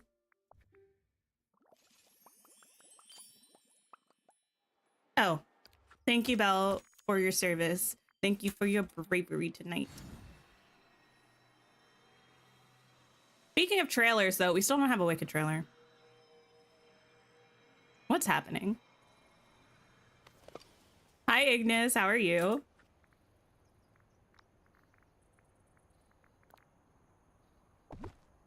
You know what, Mr. Reynolds, I'm so sorry. You know, I apologize. Harvest 3 apples. You're terrible with actors and their names. The thing is, I'm not actually, usually. My brain was just so convinced. Not as Ryan Reynolds in the room with us.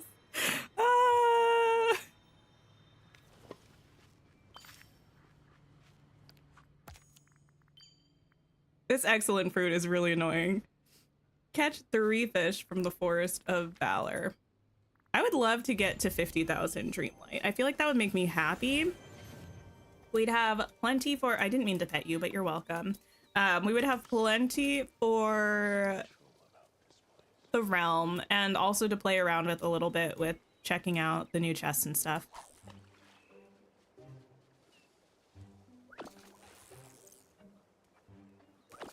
I feel like the only thing I've properly seen Tom Holland in is the Spider-Man movies / Marvel movies. and I feel like he makes a good Peter Parker. I know he was doing Romeo and Juliet for a while, on Broadway, on the West End.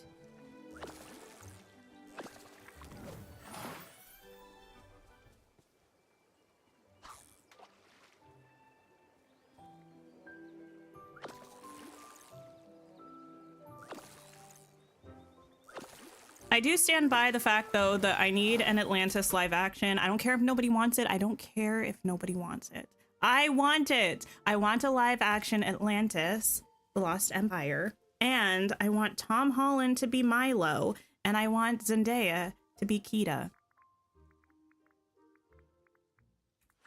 I ask for so little. Just give me this.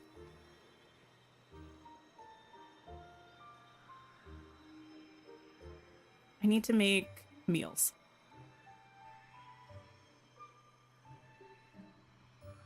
For my sake, please. Haunted places. Oh, why when I said for my sake, though, did I think about Goodbye Love from Rent? And now I want to cry because Collins is such a little sweetie pie and Collins deserved better.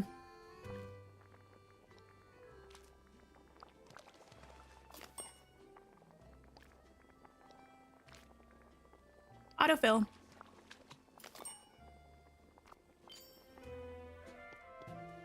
Don't do this to you. I feel like actually Rent has come up a lot of times recently. Now that I think about it. KVH, you're not the first person that's brought this up. I disagree though. I feel like we need to accept the fact that Jonathan Bailey is a man in his late 30s. I feel like we as a society love Jonathan Bailey so much that we forget that he's in his late 30s. Now, there's nothing wrong with being in your late 30s whatsoever. That's a perfectly wonderful age to be. However, Milo is very much meant to be like a young adult. And Jonathan is very much not a young adult.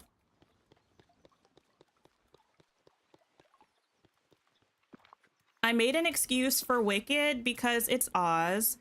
Who knows how old they are? They could be any age they want to be. But I don't think I could make an excuse for Atlantis. Same with Flynn. The age gap between Rapunzel and Flynn is already questionable. Don't make it more so by casting a 37-year-old man as Flynn Rider, please. For my sanity. Tom Holland is also, like, not in his early 20s, but he looks young. He's got a little baby face.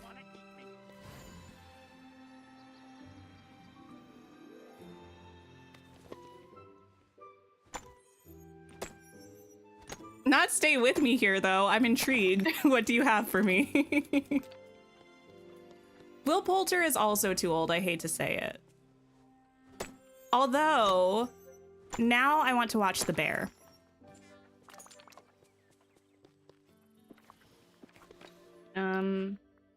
Oh, the Plaza, not the Peaceful Meadow. Milo Manheim? I could see it. I don't know that that's like I don't have a dream casting. I don't think that's it, but I could see it.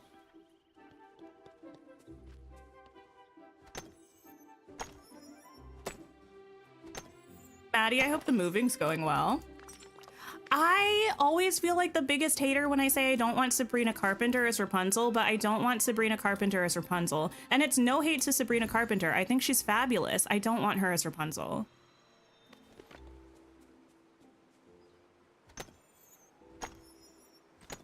Is a live action Rapunzel back on? I have no idea. Everyone here has a dream. The villagers are depending on you, my friend. So never give up. Okay. You know who I would accept? Here's the thing. I would want her in everything, though.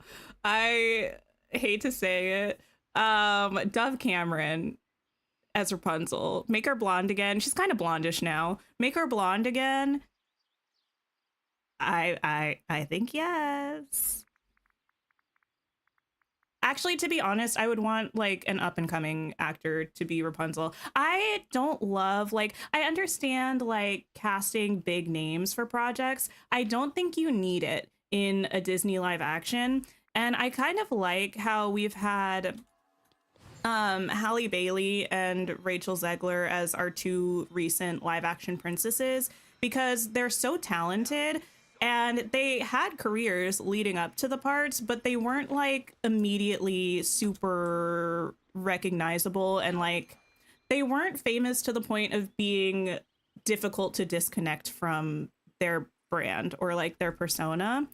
Like, I remember that being a concern that I had about Ariana Grande in Wicked. I thought she might potentially be too linked to the persona of Ariana Grande. And when I was watching Wicked, I might be like, I know I'm watching Wicked, but I know she's Glinda, but I'm watching Ariana be Glinda. You know what I mean?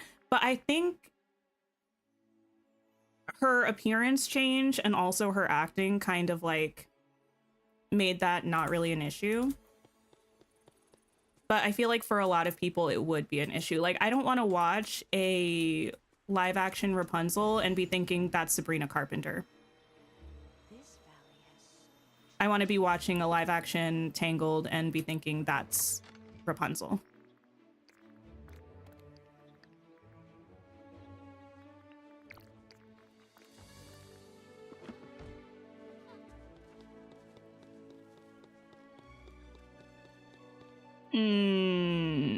Give me a squirrel. Do I think Sabrina Carpenter would do a good job as Rapunzel? I'm not super familiar with her acting. I know she has done it before. I never watched Girl Meets World. I've seen her in Tall Girl and The Hate You Give, but I don't remember either of those super well. But I think she has a beautiful voice. Timon, what are you doing? Oh, there's a squirrel. I'm pretty sure she was in The Hate You Give, wasn't she? Unless I made that up too.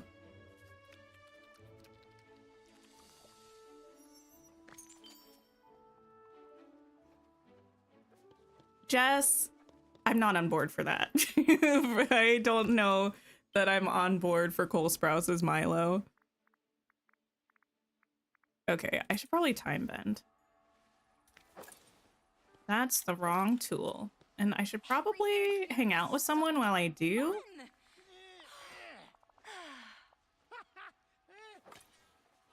Okay. Time to find some things. I do love a fan cast, but I think sometimes when I see fan casts, I feel like people are thinking about like the actor in a specific era, not necessarily the actor as they are now. You know what I mean? And also, yeah, sometimes the discussions just happen way too early before the movie's actually ready to be made. And it's like by the time you're making it, then like the information may be a little bit outdated.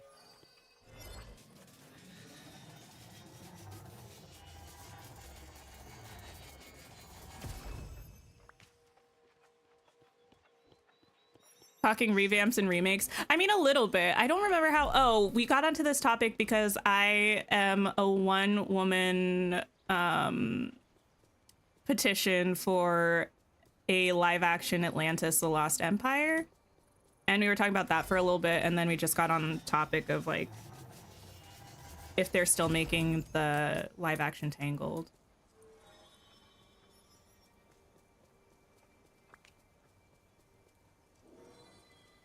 Atlantis was so good. Honestly, what a different world we would live in if that whole era of Disney had been more successful. Because they were really trying something with Atlantis and Treasure Planet. And I guess it just did not stick because they hard pivoted afterwards. But imagine if that succeeded. Oh wait, you know, there's a young actress. I don't know her name. I think her name might be Mallory Bechtel. She was on Broadway in Dear Evan Hansen. She was so good. If they were looking for someone young but not like super recognizable, she would be really good as Rapunzel.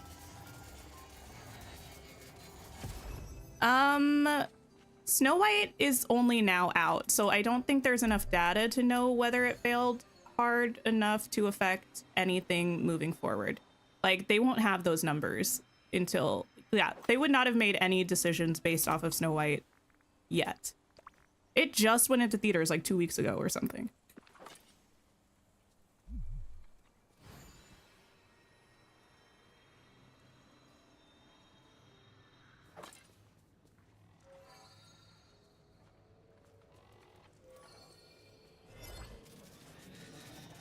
Such underrated movies. I think they are. They're really good. To be fair, I also didn't necessarily appreciate them as much as a child. Well, Atlantis I did. I've always loved Atlantis. I love it more as an adult than I did as a child. But Treasure Planet, I was not really, it was not my vibe when I was growing up.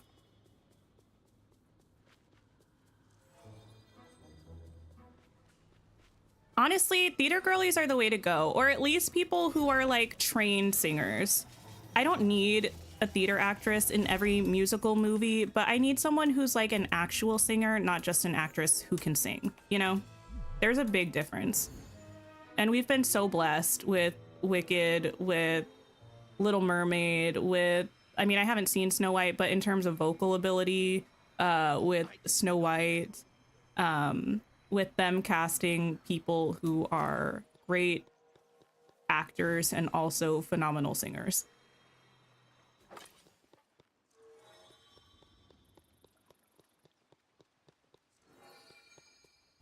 Because listen, I don't know. I also feel like I'm so happy that it seems like we're past the era of aggressively auto-tuning movie musicals.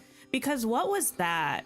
Even when they were casting like really good singers in movie musicals for a while, we were aggressively auto-tuning them. And that's not cute. We really don't need to.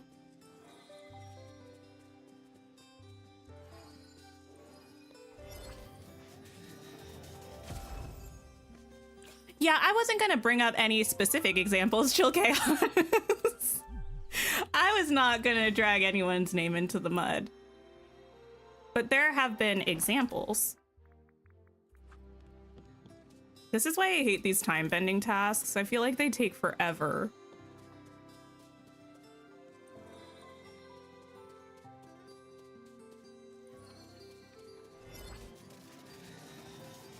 Bothers you that they go so hard at the fact that Disney movies are musicals and don't put enough weight on picking leads that actually are singers. I feel like that is something that's changing a little bit, which I appreciate. I'm a big musical fan in general.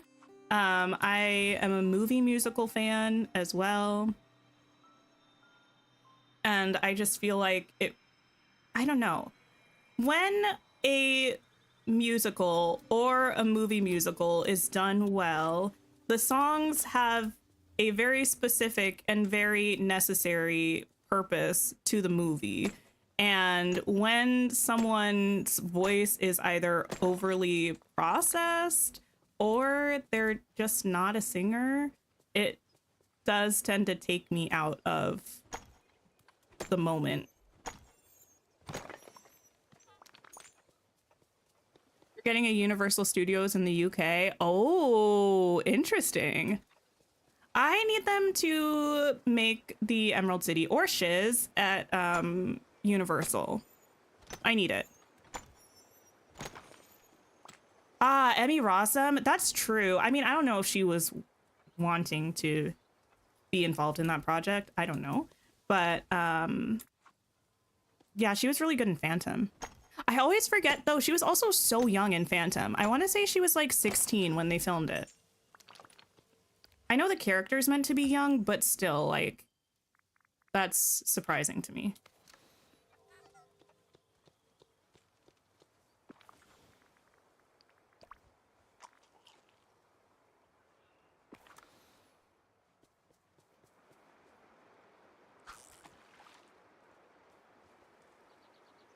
You need a Dreamlight Valley movie? That would be so chaotic. If Dreamlight Valley were to be a movie, I imagine it would be kind of similar to Once Upon a Mattress. I don't know why. It just gives like the kind of chaotic Once Upon a Mattress vibes. If you like the Beauty and the Beast live action, that's totally fine. I think I've only seen it once. I don't have strong opinions about the movie at all. I don't really have any opinions about Emma Watson's performance as Belle. I just prefer movie musicals with trained singers. And here's the thing. The worst part to me, actually, I would prefer someone who's not a professional singer in a film with less auto-tune. I think even if they didn't do the weird auto-tune on her voice, I still would have preferred it over what we got musically. I'm not saying I need everyone to be Cynthia Erivo. There's only one Cynthia Erivo. But like the auto-tune is just too much. Hi there, pal. Once Upon a Time is so good. Actually, is it? Sometimes I say things without actually thinking about what I say. Is it? Once Upon a Time is kind of like a once in a lifetime like moment, I think. And it is iconic. Is it good though? I'm not sure. What really gets me is the 57 curses. You know what I mean? Whenever I'm like, oh, Once Upon a Time, it's so good. And then I'm like, the 57 curses, though. Like, I don't know.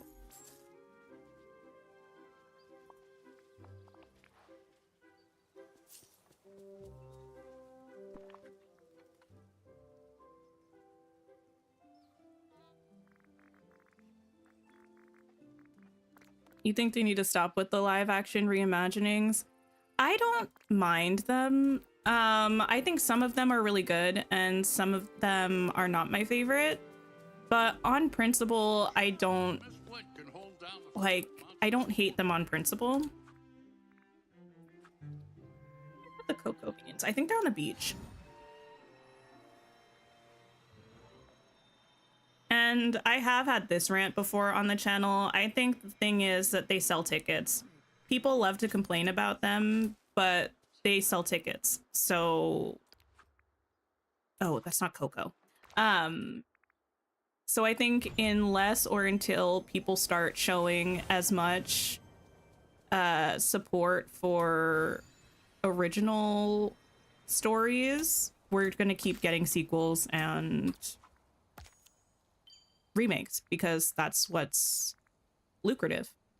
And I can't necessarily, I mean, it's not that I can't fault it. It's just I understand a business wanting to do what's lucrative.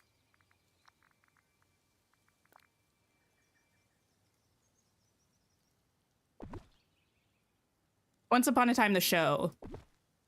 Although there is a song from Descendants 3 called My Once Upon a Time or Once Upon a Time. And that is really interesting because one of the most iconic, one of the most legendary, one of the best performances, scenes in Disney Channel original movie history. Some of y'all know what I'm about to say. It's Sophia Carson in Descendants 3. Looking Dove Cameron right in her little eyes and saying, "You lied to Jay, and you lied to Carlos, and you lied to me." Oh, it was so good. And you know what happens right after that? Dove Cameron bursts into an actual musical theater song. It was a choice. It was a choice that happened.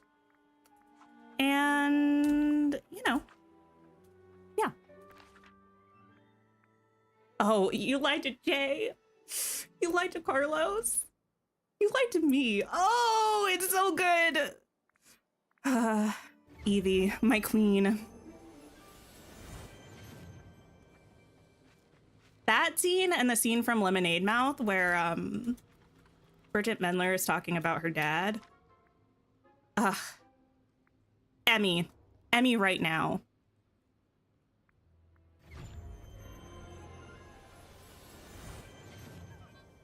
I have you thinking you need to go watch Descendants now, as you should. As you should.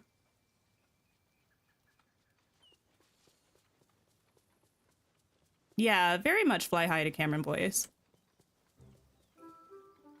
Oh, there's a raccoon. You love Sophia so much. Oh, her voice is so unique. I really like her voice. She had a couple, I don't know if she's working on like a full-length project right now or something, but she had a couple singles come out last year. They were really good.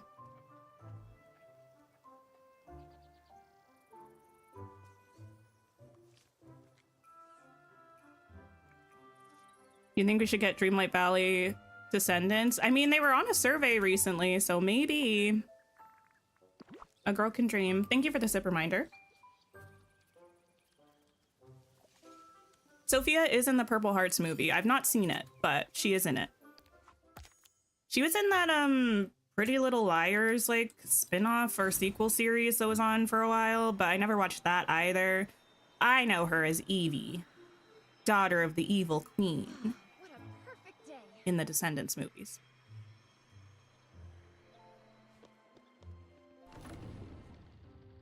I didn't watch the Purple Hearts movie, but am I wrong? Was it Nicholas Galitzine? Nick Galitzine in that? The guy that was also in the Cinderella live action movie with Camila Cabello? Was he in that? I didn't watch it, okay? If it's not him, it's not my fault. I don't watch trailers. I didn't watch the movie. Sometimes I just see images randomly and I try to make sense of them in my brain. Nick Galitzine, Galatzine or something. He was in Red, White, and Royal Blue. He was in that. Okay, cool. You wonder how Descendants would be included, though. Could see Auradon as a realm. It could be.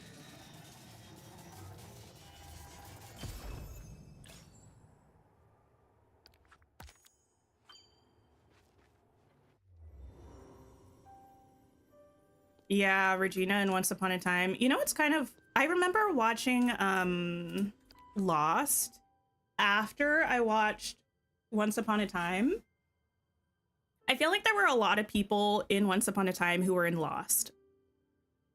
Because Lost was before Once Upon a Time, but I watched it after the fact.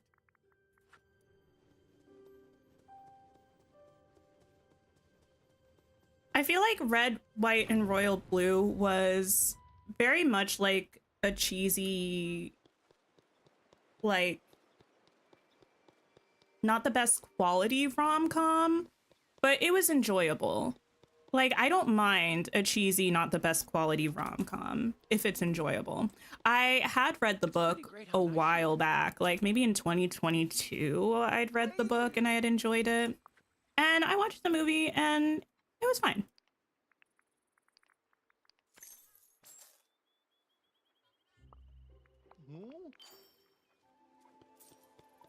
Do I think they would look like their animated version from the Royal Wedding short? I don't know what the Royal Wedding short is. I know there was like a Descendants Wicked World show or something, and they had a couple like things. I don't know if they had different animation styles or not. We don't have magic like this in Bangalore. I'm very familiar with the Descendants movies. I'm less familiar with the rest of Descendants media. I am looking for fish, right? I am.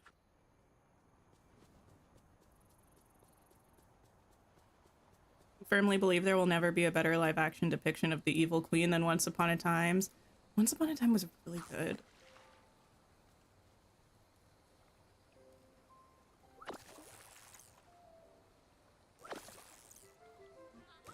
Imagine seeing Mal sitting in front of Maleficent and Hades in the Valley. I'm here for it. Sign me up.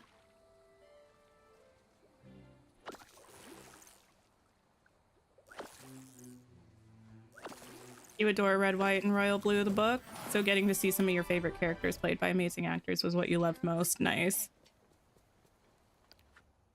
I did like the book.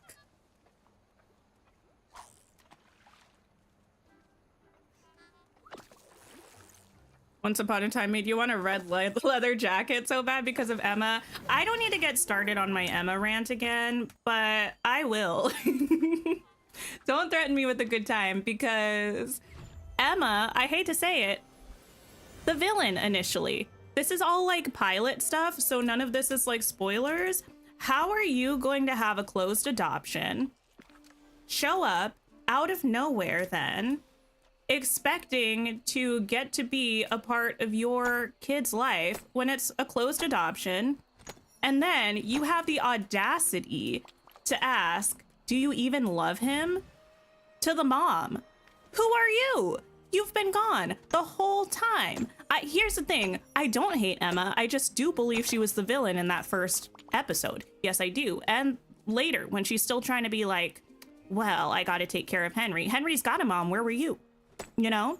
Also, that her superpower is that she can tell when anyone is lying. Girl, you can't. That's made up. I know you're lying because everyone was lying to her face, left, right, and center. Did she know? No. But you know when her superpower goes off? When she asks if Regina loves Henry, and she's like, yes, of course I love him. He's my son. And she's like, oh, she's lying. I know because of my superpower. Girl, be so for real.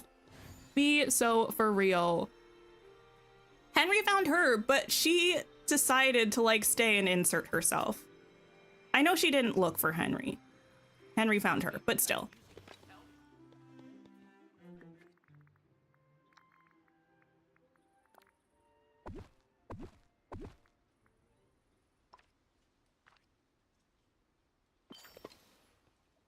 Okay, let's see.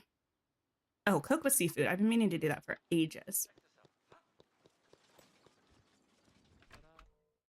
You included Emma Swan as a character you'd like in Dreamlight Valley in one of the surveys. Oh my goodness. Listen, here's the thing. I promise, I'm not actually an Emma hater. Most of the series, I think she's fine. It's just that really annoys me. I don't like when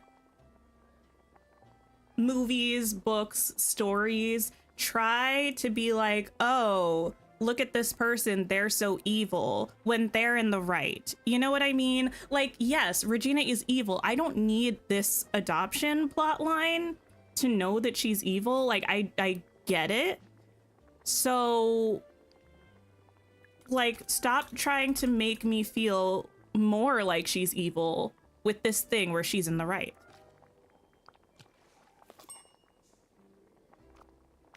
And that concludes today's Emma rant. Okay, harvest spices. Actually, yeah.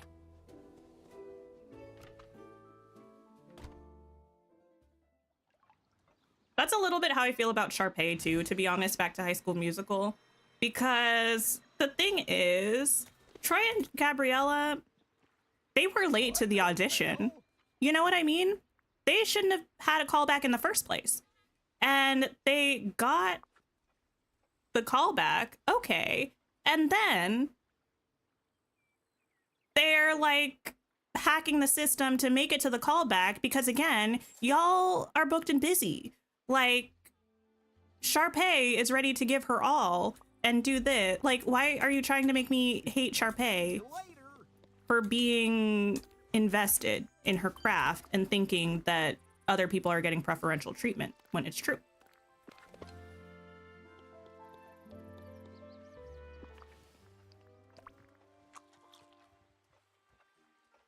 Kitty, I had a feeling you were about to bring that up because I was just thinking about it. Yeah, when they first announced Speedstorm, I did get Emma Swan and Elizabeth Swan mixed up. In my defense, at that point in my life, I had only seen the first Pirates of the Caribbean movie, and I had seen it when I was under the influence of prescription medications after having ankle surgery, so I forgot it existed.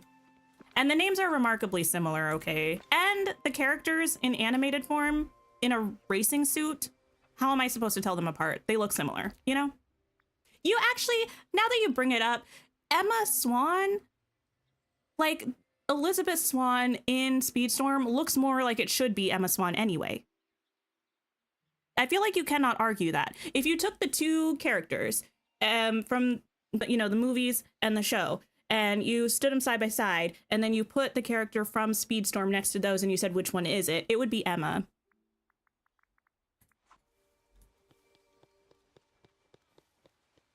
I'm right though, right? I know I'm right. Your only thing with the Sharpay part is she deliberately got the callback date changed to a day she already knew they would be busy. Well, now... You're right about that one thing, but it's still... It's fine. Your first friend was a toy. Yeah. Priorities, though. Does that... Well, here's the thing, though. Priorities. Not me making excuses for Sharpay. Sharpay was not in the wrong in that... Actually, you know who's the real villain of High School Musical? Chad and Taylor. They did a whole hackety situation with webcams, trying to set it up like Troy didn't like Gabriella when we know that boy was down bad. What was that about? We don't talk about that enough. Hi, Renee. How are you?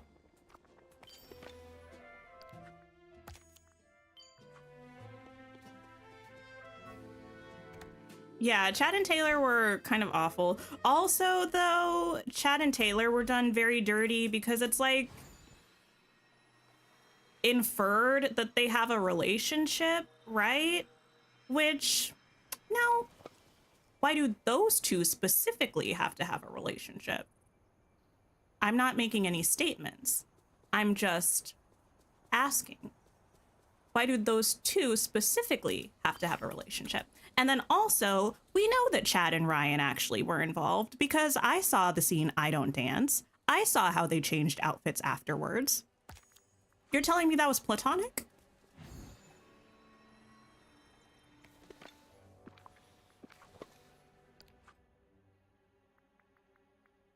They're a 5-star meal, oh my goodness.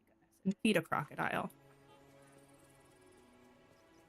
The concept of having deep conversations about Sharpay's motives in 2025 in a Disney Dreamlight Valley stream. Listen, it needs to be discussed. I'm gonna bring it up. If it needs to be said, I'm gonna say it.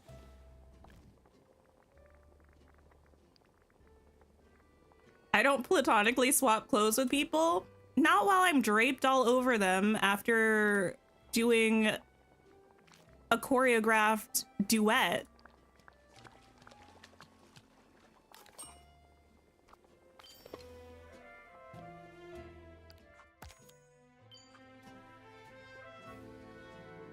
The I Don't Dance Chad and Ryan couple or not is and was all over your TikTok For You page. This is one of the biggest conspiracy theories of the past 15 years.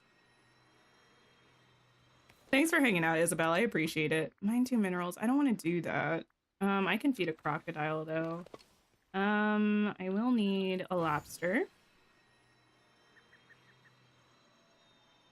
Like, why specifically did they switch clothes though? You know what I mean? That is really the question.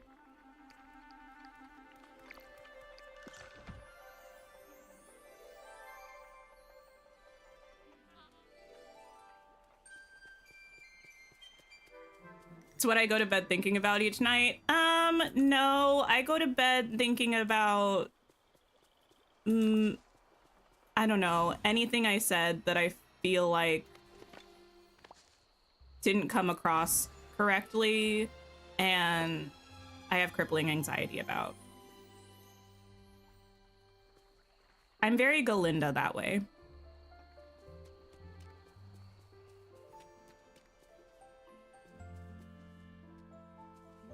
Would you like a lobster?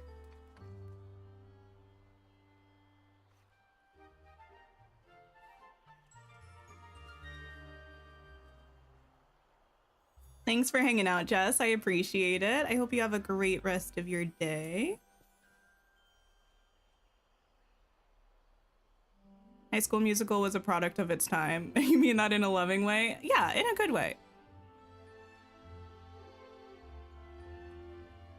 I feel that way, but more intensely about Glee.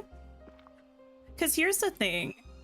I feel like watching Glee now, I'm like, oh, honey, no. Like, you can't say that. You can't do that. Like, maybe we shouldn't.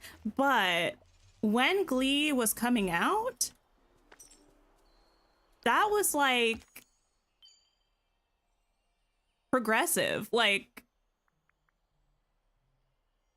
not only that, but, like, I don't know. It was, like, good. I don't know. I don't know how to explain it. It has aged not the best, but when it was coming out, people were like, yes, finally, we're getting, like, it wasn't just that it was edgy.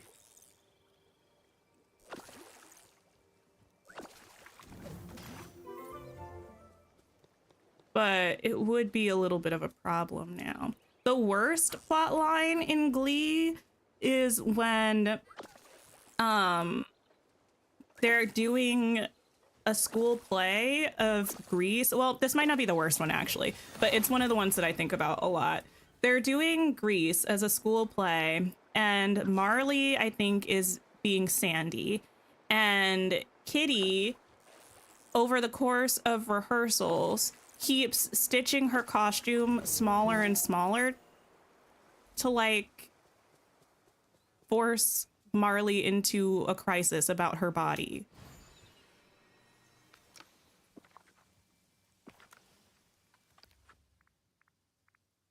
Oh, Frosted Heights.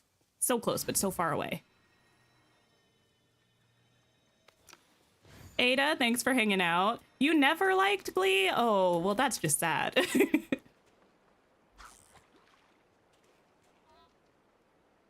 Yeah, it's really not, Alexandra.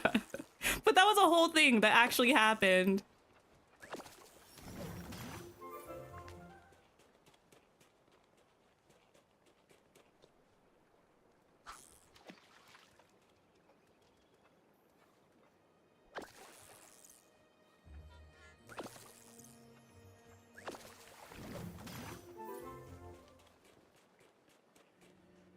And Kurt had the same experience with football. You were the fruitiest football kicker, but you couldn't tell you didn't have legs of steel. I love that.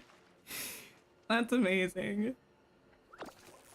Speaking of Kurt, the actor Chris Colfer, I'm pretty sure he's an author now, and he has like a couple series, and I've heard they're really good. I think both of the series that I saw, or maybe just one of them, they're like middle grade fantasy series, and I kind of want to check them out because I've heard like really positive things about them.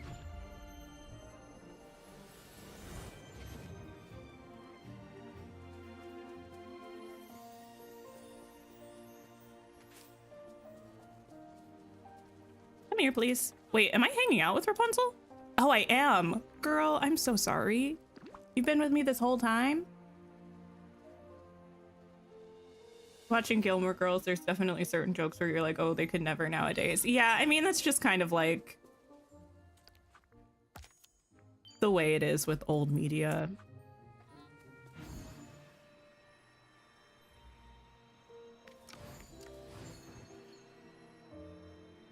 Oh, I forgot I have you in that dream style, Jasmine. You look good. You need Miss Piggy and Pinocchio. I am a Muppets hater. Maybe not actually in everyday life, but definitely when it, well, actually, no, I mean, I go through a lot of my life not thinking about the Muppets whatsoever. I am angry that Rock and Roller Coaster at Hollywood Studios is like getting a revamp, kind of like Splash Mountain did. And instead of being the Aerosmith ride, which, I mean, we can talk about whether or not it needed to be the Aerosmith ride. That's neither here nor there. But instead of being the Aerosmith ride, it's now going to be a Muppets ride, which is interesting because it, like, I don't know exactly, like, something about the actual physical experience of Rock and Roller Coaster does not feel like it will fit a Muppets theme, but whatever. But I definitely don't really want them in Dreamlight Valley. If they come, whatever. I'm going to accept it, much like I did Timon and Pumbaa. I'll probably even have a good time with the update. I just would prefer to not have the Muppets. But that's just a personal preference. +1 for the Muppets soft hater team. Okay, I'm glad I'm not the only one. Miss Piggy and Daisy together would be too powerful. You don't know if you're prepared. Oh my goodness. I feel like Miss Piggy and Daisy would be frenemies. I feel like they'd be the most vicious frenemies. I don't really have opinions about Pinocchio coming to the Valley, honestly. I don't really have, like, feel positively or negatively about it. The Pinocchio movie is kind of creepy, though. I haven't seen the live action, although Cynthia Erivo, but the animated one, when I was a kid, I wasn't a big fan. I think I watched it once as an adult, and I was also still creeped out.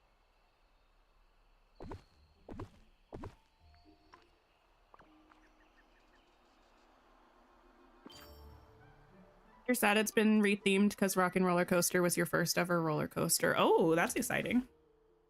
Yeah, I do like Rock and Roller Coaster. I don't really mind when roller coasters get rethemed, honestly. It's just, Rock and Roller Coaster is famously kind of like a slingshot sort of. I mean, it's not a slingshot roller or like ride, but kind of the big thing about it is that the takeoff of the ride is super quick, and it's all kind of like, it's a pretty traditional roller coaster in terms of like ups and downs and loops and stuff. And a lot of things at Disney World are not really like traditional roller coaster. They're kind of like roller coaster light. So I'm kind of curious how the theme of the Muppets is going to fit the kind of more aggressive experience of the ride.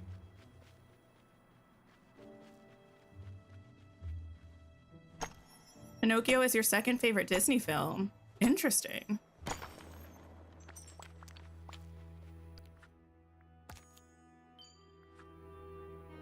Story writer Lily, hello.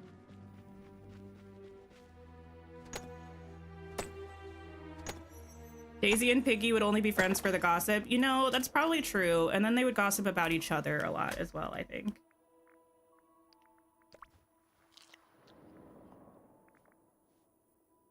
You would love Pinocchio. The movie itself is not a fave, but the cute Italian cottagecore aesthetic would be perfect. It would be a cute aesthetic. I agree about that.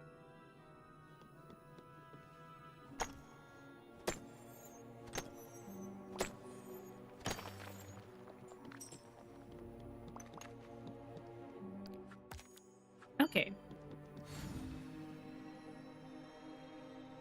I think it's probably one of those things where, like, I was not a big fan of, like, scary or creepy things when I was a child. I'm still not really a fan of, like, scary or creepy things. And I feel like Pinocchio has a fair amount of scary / creepy parts. I also didn't really mess with the Snow White animated movie for a long time when I was a kid because it was creepy and scary, kind of. Like, Evil Queen turning into, like, the witch hag thing. Creepy, scary. The shadowy branches moving, like, the witch, like, being pushed off the thing or whatever. I mean, the queen. There's just a lot of stuff in it that I'm like, Like, The Little Mermaid had creepy Ursula, but that was all the way at the end, so you could just stop the movie before then. I don't know. It was not really for me.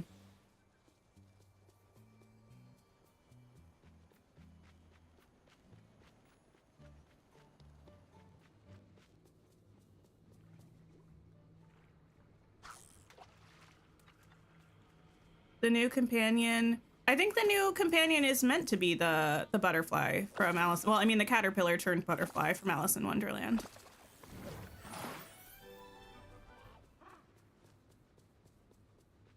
Golden Age Disney was very creepy sometimes, which is not like a bad thing. It's just something that I didn't really like a lot as a kid. So I think having those kinds of memories of being kind of creeped out by the movies makes, like, I don't have the same like joyful nostalgia about them as I do about some other Disney movies now.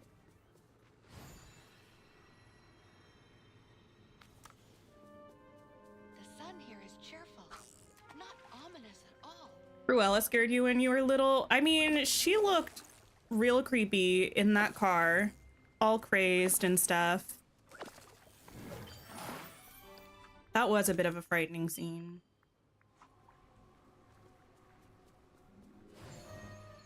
You're Italian and you were a little boy who lied, so they basically made a movie about you. I mean, hey, fair enough.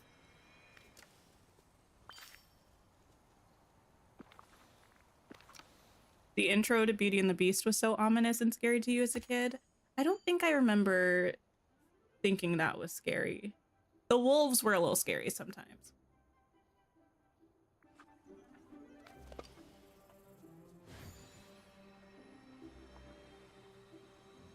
You appreciate it a lot as an adult, but as a kid you were terrified of some stuff. Oh, wait. This has nothing to do with what we're talking about, except for the fact that it's about creepy stuff. Also, I feel like maybe not everyone is going to understand what I mean when I say this. I was watching somebody watch Catching Fire, and they said the most diabolical thing that I think I've ever heard. They said that Mags in Catching Fire looked like the old lady from It. Like the creepy demon old lady from It. I was like, how dare you? I was so distressed. And now I a little bit can't stop thinking about it. Diabolical, right? I was like, why would you? Why would you say that to me? You hope for an underwater biome with Dory and Nemo. I feel like an underwater biome could be cool, but I would want it to be where it's just like the ocean floor. So it's like we still walk. I don't want swimming for our character. Like, I don't want swimming to be the way that we navigate it. The person had the wrong cereal that day. I know something was not right. Feed a raven. Okay, okay. 101 Dalmatians was your favorite. I did like it, but that one scene with Cruella was creepy. You were the kid rewinding the Fantasia VHS tape. Night on Bald Mountain. Oh my goodness. I did like Black Cauldron. Actually, I loved Black Cauldron as a kid, which is weird because that one's actually really creepy and scary too. Oh, I actually have a cake. There's a raven.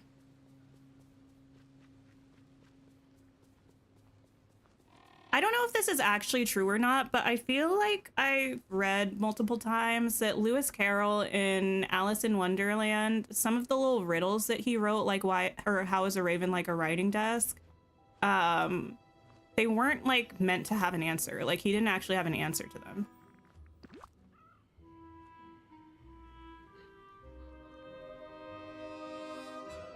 Black Cauldron was super scary to you as a kid, but you would still watch it often. That's how it was to me. I was like scared, but I loved it so much that I didn't care.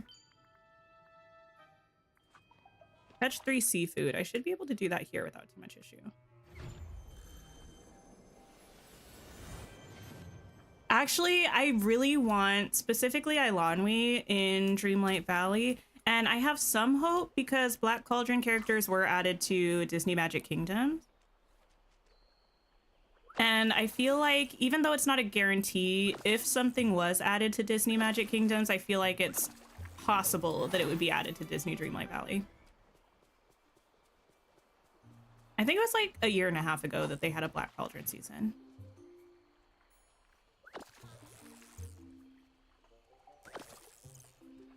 Eilonmi is a necessity. I don't think I think I watched Fox and the Hound maybe once when I was a kid, because I know we had it on VHS. I never watched it again. I don't remember why. The Horned King is a DLC villain. He's super creepy.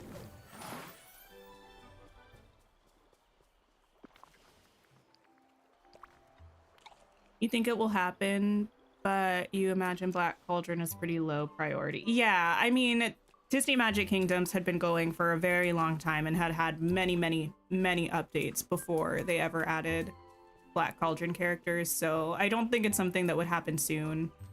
Just seeing it in that game gave me a little bit of hope. Oh, you know what else actually is happening in Disney Magic Kingdoms right now? I don't play Disney Magic Kingdoms, by the way, but I do sometimes keep up with the news. Right now they have skins for the characters back in the store or something, where they're the little cozy, comfy outfits for the princesses from Ralph Breaks the Internet. I need them added to Dreamlight Valley expeditiously.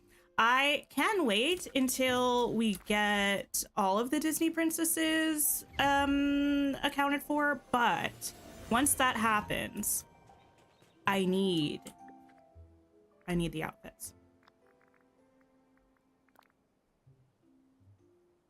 Yeah, Gurgi's a cutie.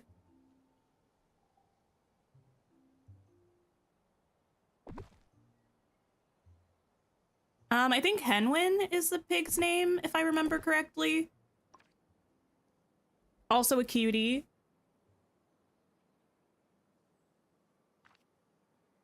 Great Mouse Detective is also one of those films that I think I saw once and never again. Lemon Sorbet.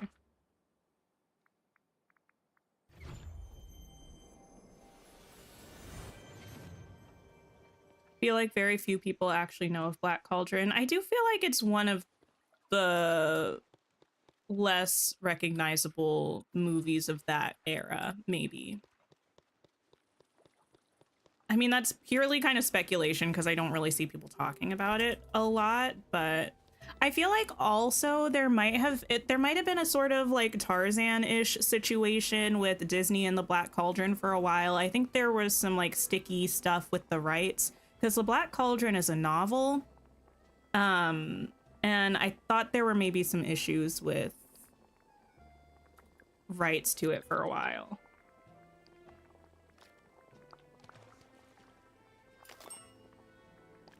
Penny from the Rescuers. The Rescuers is real cute. How many princesses do we have left? You know, let me just look up the actual list instead of trying to recall which ones we have and don't have. I think we might have 3 left, but 1 confirmed. We still need Cinderella, Snow White. Aurora is being added. She's confirmed, but we don't have her yet. Oh, and then Pocahontas and Raya are the other official princesses. Raya, Pocahontas, Aurora, Snow White, and Cinderella. So we have quite a few.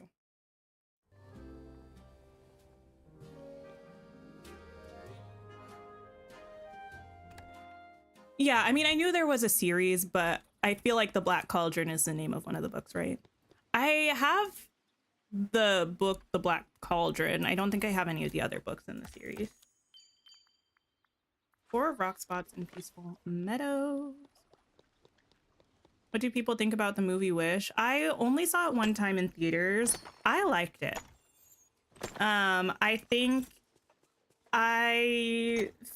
to me, it does feel very much like a tribute movie though.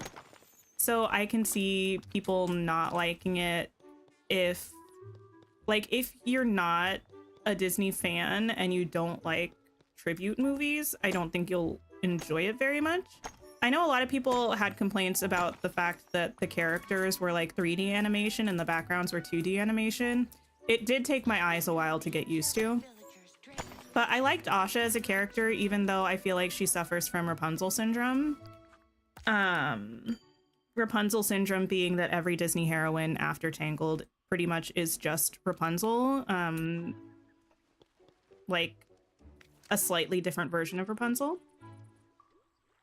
but I feel like I enjoy that her journey is not really about herself. It's about the people that she cares about. And I think that's something that we haven't really seen in quite that way in a Disney movie recently. Oh, we're getting a raid. Welcome in, everyone. How was stream? What were you up to today? Let me post a link. If you all don't already know Let's Play Kay, definitely go check her out. She has wonderful, wonderful cozy content. Been playing Dreamlight Valley, Hello Kitty Adventure Island, does Palia. So if you're into Palia stuff, I know they're getting a big update in May. I'm sure she's going to be covering it. And you've been playing a new game recently. I don't know what it is, but hopefully it's been fun. Hey, everybody. Messine, hi. Teddy, Mimi Crossing. Steph, hello. How was stream? Cece, hello. How's it going? We are just doing some Dreamlight grinding right now and talking about a lot of random things. Literally anything that comes up. We've talked about the Black Cauldron recently. We were talking about who we would fan cast for an Atlantis: The Lost Empire live action movie. That was of particular interest to me. Talked about the update a little bit. Just kind of yapping while we do this stuff. Gooseberries. You didn't hate Wish, but it felt like Disney has completely lost their magic touch in the last decade. I don't know. I actually don't think I really agree with that statement as a whole, because I feel like there have been some really good Disney movies in the past 10 years. I don't know what year Moana, the first one, came out. Fabulous. I sometimes forget what's Disney's like exclusively and what's Pixar, but what else came out that was really good? Encanto, fabulous. Soul, I'm pretty sure was Pixar. That was really good though. Strange World, I think, was just Disney. I loved Strange World. So I think there are good movies. I think there are just a lot of movies, and I feel like maybe the good movies just don't get talked about. Like, I don't know. I feel like sometimes the negative chatter sometimes overshadows the things that I think are really good. Yeah, Encanto was amazing. Hi, Kay. Thank you for bringing your community over. How was your stream? I appreciate you. Also, anybody who needs to raid and run, I totally understand. Take care of yourselves, do what you need to do, get a snack, take a nap, all that kind of stuff. Let me sell some of this stuff. I also have a go-to rant that I won't go too in-depth into, but I think a lot of sometimes our, as adults, interaction with Disney films and feeling like they lost the magic is just the fact that we're adults now and we don't have the same experience with media as we did when we were a kid, so we can enjoy things but sometimes in different ways, and that sometimes translates as a lack of magic, but sometimes the nostalgia a little bit is responsible for that, not actually the media itself. Not all the time, but I think sometimes. Did someone say nap? I did, I think. No nap command still though. Oh, you finished South of Midnight. Did you like it? I saw you've been playing it a lot. I've seen some people talking about it, but I'm not really familiar with it.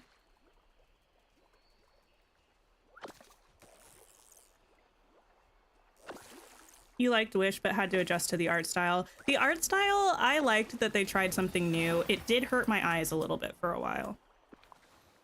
I keep pressing the inventory instead of the menu. The sets were so pretty. It did make me hope that we get a 2D animation movie at some point in the near future, but based on the roster that they've shared of the movies that are coming out in the next couple years, I don't think that's happening. The game is a must play. Oh, I'm gonna have to pick it up.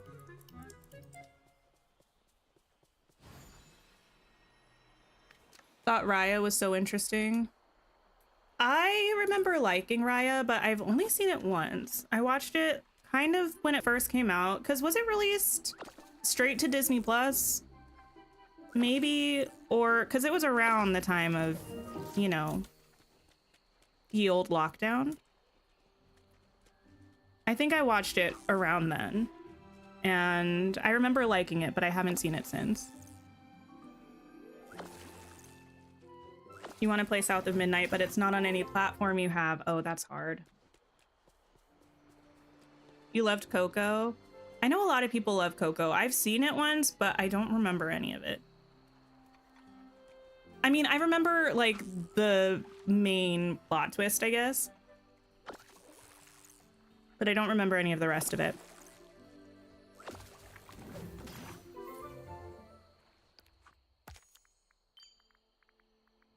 Or rock spots in Sunlit Plateau.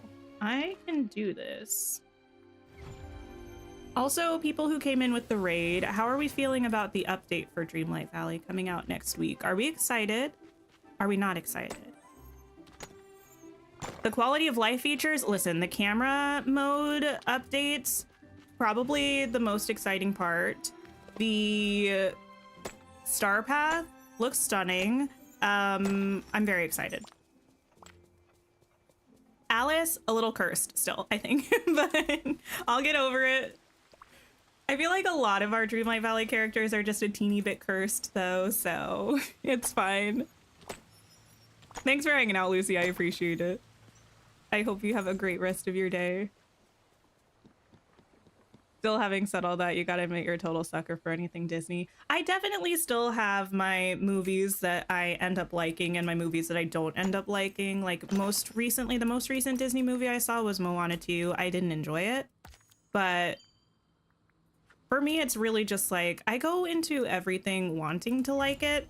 Sometimes I do, sometimes I don't. It really is kind of just, eh. Just depends. Alice matches the state of the world. Well, maybe. Maybe that's why her eyebrows are so high. She's just like so shook. What does everyone think of Story of Seasons? I've never played a Story of Seasons game before, actually. Which I know is also kind of sacrilege as a cozy gamer. Never played Stardew, never played Story of Seasons. You wouldn't be surprised if they announced curved paths and fencing too. Oh, I don't think they will. I could see that coming maybe in the next update. I feel like that's such a big thing though, that they would have at least some hints to it in the developer update.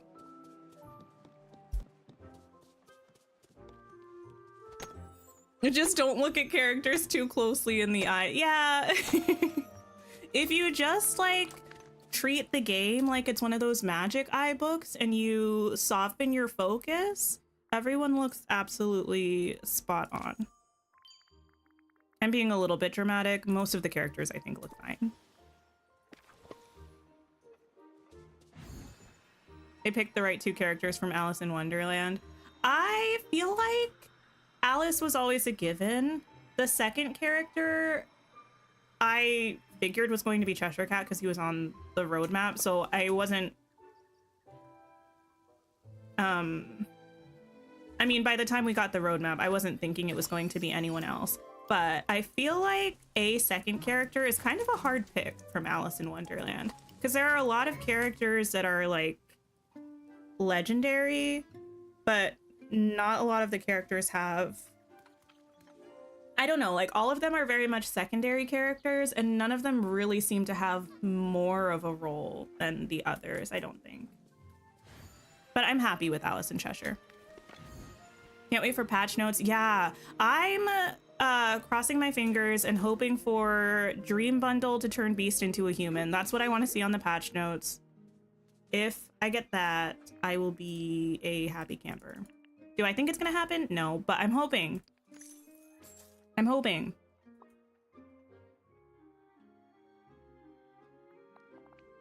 Is that not how I normally play it? Kitty, listen. Can I not see out of my left eye? That's not the point. I can see out of my right one. And sometimes I'm even wearing a contact, so I can see out of my left eye. So how about that? Can you tell I took that personally?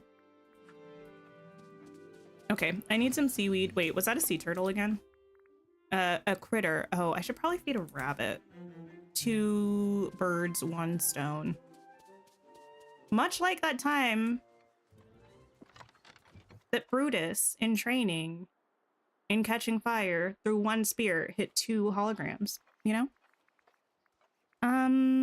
Carrot. I don't have a carrot.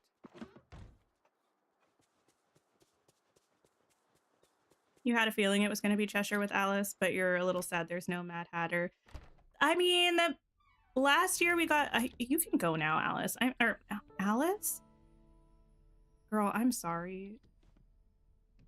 Rapunzel, you can leave. We know that they've done a double dip into a realm before, so they could do that with the Alice in Wonderland realm and give us Mad Hatter and the White Rabbit.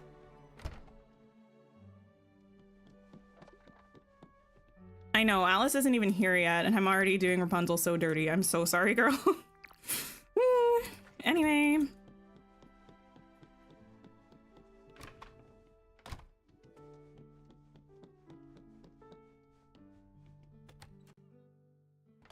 Disliked Mad Hatter as a kid because you thought he was a bit mean. I mean, I think it's kind of the point a little bit of Alice in Wonderland that everyone is meant to be a bit mean.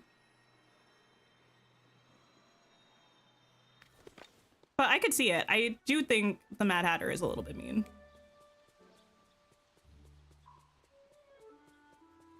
I seem real contrite. Wait, what? I am. What do you mean?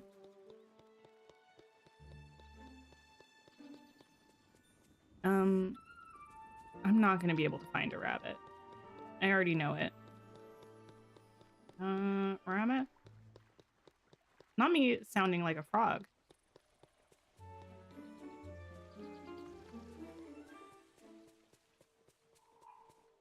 You think Mad Hatter and Queen of Hearts are a matter of time? I wonder if they're gonna keep with the theme of bringing up... Oh, rabbit.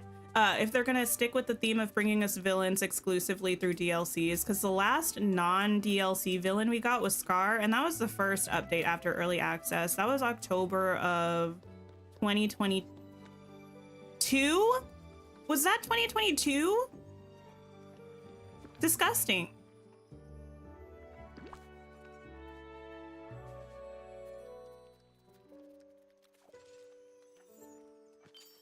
You would love to see a fence like Oscar theorized, the Queen of Hearts fencing that's in Shanghai Disney. I don't know what that fence is, but we watched the developer update video again earlier today, and the fence in the realm that's kind of like a short fence with hearts on the little posts. That's really cute. I hope we get that.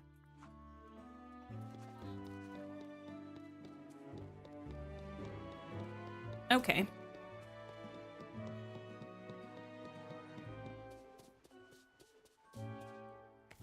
2022 sounds like such a long time ago.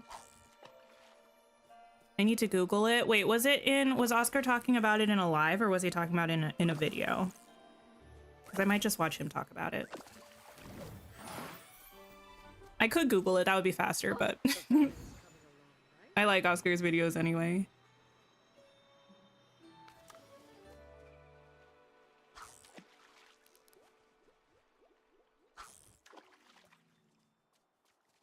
This update will add another set of quests to your ever-growing log. I mean, there's time to... Oh no, I forgot. I had a whole plan and everything. I got distracted with the 40 minutes of time that we spent looking at the developer update. I didn't know it would take me that long to look at it again. I had planned, I was like, yes, today on the agenda, Dreamlight grinding, and I'll finally finish that Aladdin quest with the keys, because I still have those keys, and I've completely neglected that. So what I'm going to do actually is I'm going to put the keys in my pocket. I am standing here with poison in my pocket, standing on this frozen little dock. Gentleman's Guide to Love and Murder is actually such a good musical. I don't know why. I've just been in like a revival of that era recently. I need to do this. So I'm gonna put them in my pocket so that I have them for next time. And I remember. Hi, Marissa. You wish in the premium shop they told us where items are from. I mean, usually it is listed as the category, I think. So like this probably says Monsters Inc. somewhere around here. I think it usually shows the category. Lovely Monster Star Path. Yeah, Monsters Inc. So it mostly does. There are some things though that are like inspired by certain things and then it might not. But a lot of the things that we get in Dreamlight Valley, yeah, aren't necessarily straight from like, does this... Oh, well, this is an accessory, so it's not going to say. But yeah, a lot of times you will have to wait for it to scroll through, but at the end where it says the category, it should say what IP it's from.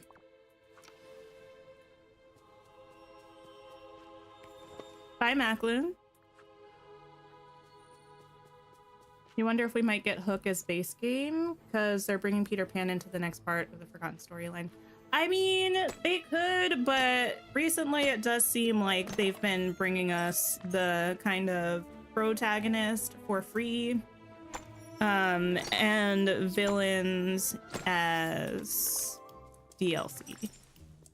Not exclusively, but pretty much exclusively villains as DLC.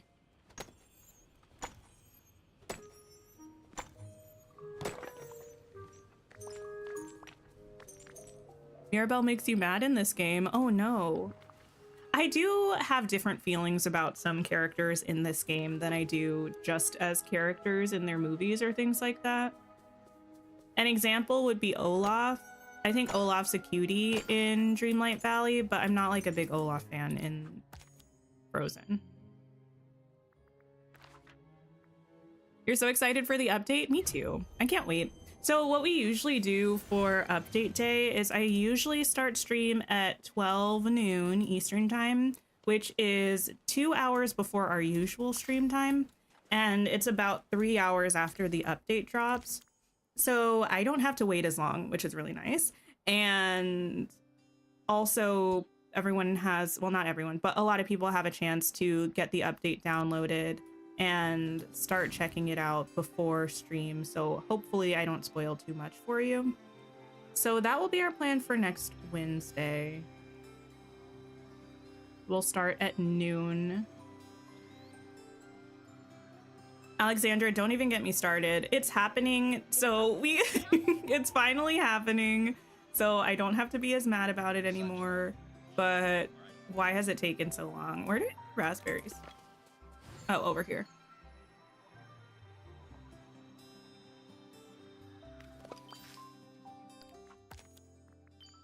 Take a picture. Okay. This feels like a good time to go over to Storybook Vale, actually.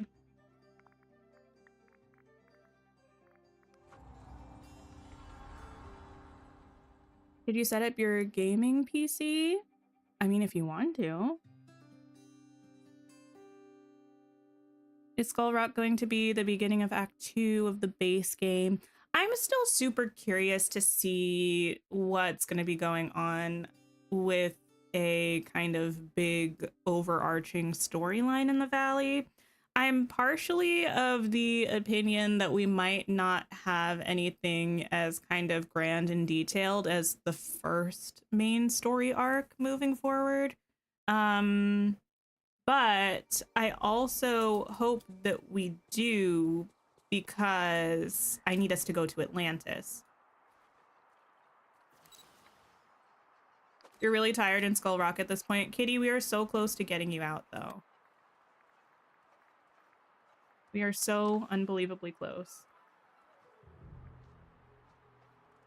Oh, girl. Not the half-closed eyes. So worried Skull Rock is going to be like 1 or 2 quests and that's it. And it might be. I hate to say it. It might be.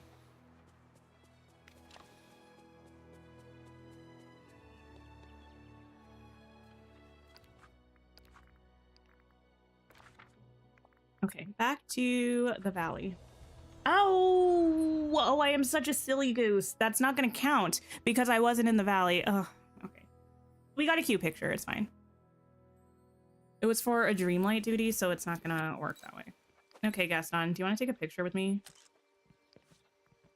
That area in my valley is adorable. Thank you. Yeah, our little 100-acre wood spot. I think it's pretty cute. Feed a fox. Okay. Hi, Ezra. Late today, but happy to save moonstones this week. Oh yeah, I do need to work on the dream snap too. So probably what we'll do on Sunday is finish up that little Aladdin realm quest and probably work on a dream snap.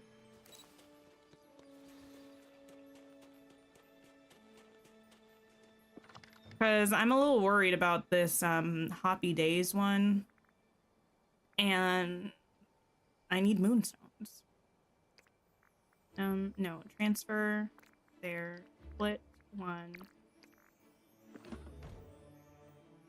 Do you think the Atlantis ship sailed when they really had it feature in Rift in Time aesthetically and never did anything with it? No. And let me tell you why. It's not delusion this time. It's not delusion this time. Let me see if I can find it. Showcase.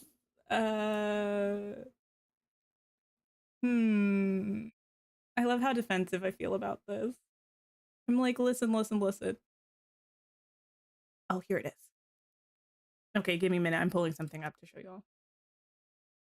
Oh no! Oh, I just thought I closed out of OBS for a second. I did not.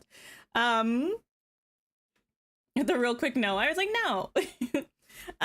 The reason why I think I'm not delusional and Atlantis stuff is still gonna happen is that this summer 2025 says solve an ancient mystery and discover who's waiting inside Skull Rock. Now, why would they say ancient mystery if they weren't talking about the ancient civilization? And Atlantis is the ancient civilization. Like, how could it not be? So I feel like this has to have something to do with Atlantis. I don't think we're necessarily going there this time, although I would be here for it if we were. But I think it's going to be something to do with that. Maybe we're going to be figuring out like, oh, my goodness, Atlantis is this place. And then we're going to be on a quest to like figure out like what happened to the ancient civilization or something. I don't know. I need it. That's all. I just need it. An ancient mystery because we've been waiting so long. I don't think they would use that word. They're usually pretty precise and obvious about their word choices in roadmaps. I think they would choose a different word if they were just referencing how long it's been since we kind of were initially teased with Skull Rock. No. This one is not clutching at straws, okay? This one is a very understandable, non-reaching theory. I guess everything the light touches is part. Wait, all the buzz you've been seeing in a lot of thumbnails, did I talk about it? Wait, about what? About like the update that's coming? Did you see the developer update video that they shared on Monday? If you haven't, it's on the official Disney Dreamlight Valley YouTube channel. Actually, I can probably drop a link to it. And yeah, it was kind of like our first look at the new update. We talked about it a lot at the start of stream. We watched it again for like my 5th or 6th time, and probably more than that, honestly. Very excited.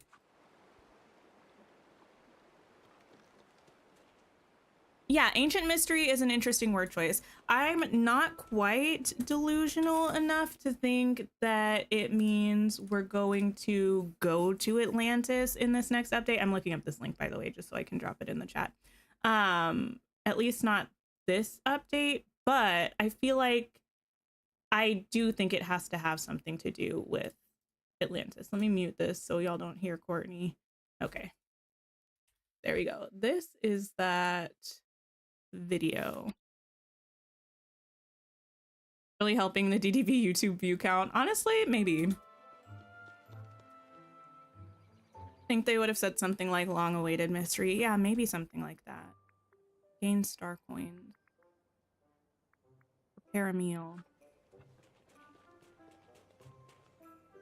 Oh, the Star Wars items. Oh yeah, those were also in the developer update video.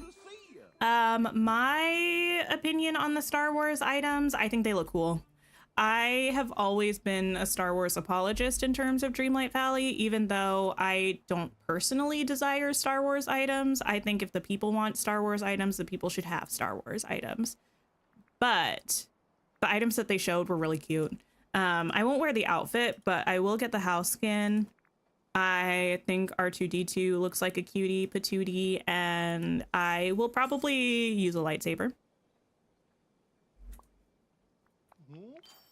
Can't wait for Marvel to show up. I wonder if that will happen. Star Wars, I feel like, always seemed like more of a possibility to me because Star Wars characters were in Disney Magic Kingdoms. But I don't believe they have any Marvel in Disney Magic Kingdoms. And I don't know. So I don't know if Gameloft actually currently has any rights to using Marvel properties. Not to say that just because it's not in Disney Magic Kingdoms means that we're definitely not getting it, but if something is in Disney Magic Kingdoms, I anticipate that Gameloft, to some extent, already has connections to getting those properties, and if it's not there, they might be a little bit less likely to try to make that happen. Merlin, what do you want as a gift? Dream shards. Oh, I have one.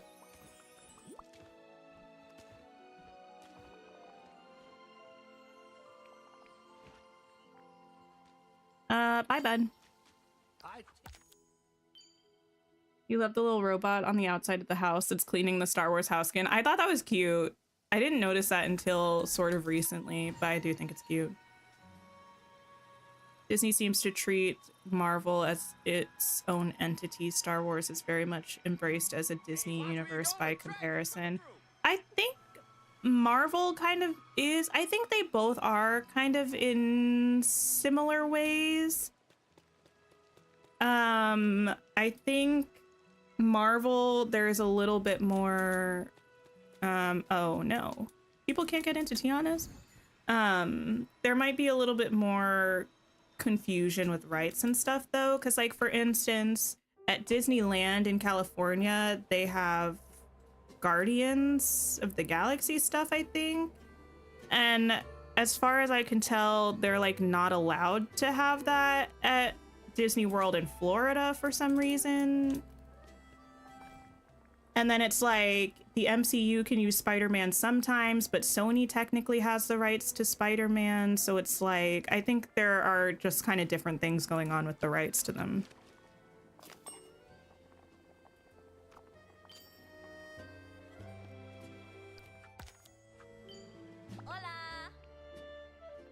Hola. I have your order.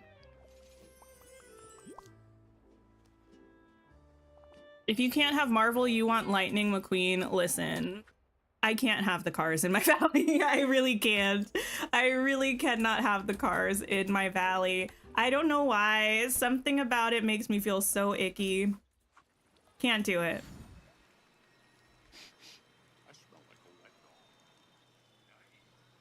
Yuki. Because of Universal having it in their theme park. I think I heard something like that.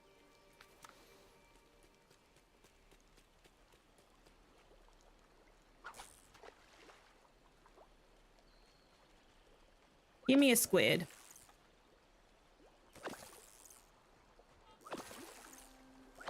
You can have ancient machines from Atlantis, but not talking cars. Don't get me wrong. It's not the fact that they talk that is why I don't want them. It's just a lot of factors that I don't even know that I really have words for. It's just a feeling. I feel like you either get it or you don't. I get it. It being the cars are not allowed in my valley. I think it's like partially why, like, I don't want to see the cars driving up the steps. That's like one of the biggest things for me. I hate the idea of that. I also don't like Mater at all. Number one Mater hater. I also just feel like I don't want them. But mostly, if I had to pick one issue, it's that the idea of them driving up the stairs really creeps me out. Also, their size in comparison to us. What size would they be? Whatever size they were, I would hate it. If they were appropriately sized to my human form, too big. If they were minimized, too creepy. There's no good outcome. A mater hater, yes. If they become the size of toy cars, too tiny, too inconvenient. Why are they even there if I can't see them? It's just all bad.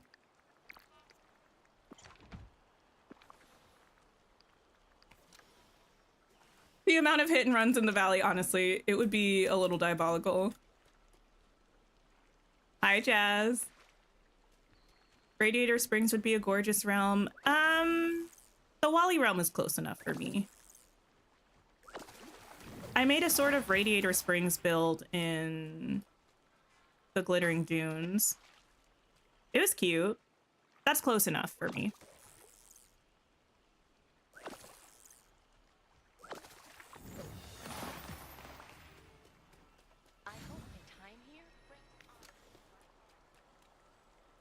Also, I do just a little bit, I talk about this particular thing a lot.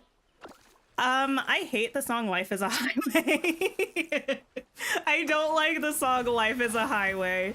It was everywhere for so many years and I already didn't like it, and then it was everywhere and then I liked it even less.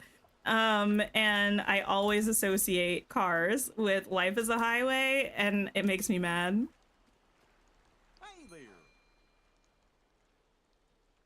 You remember that build? It was indeed very cute. Thank you, thank you. Sell 2 meals. Life is a Highway is arguably the best Disney film song. I know you're lying. The best Disney film song? No. Going back to Star Wars, you feel neutral about it, but you would actually take Luke, Han Solo, and Leia as villagers. They're great characters and just so incredibly iconic. I feel like the only Star Wars character that I actively would want is Darth Vader. And just because I feel like it would be so funny, like anybody who was talking to would be the most hilarious thing to see.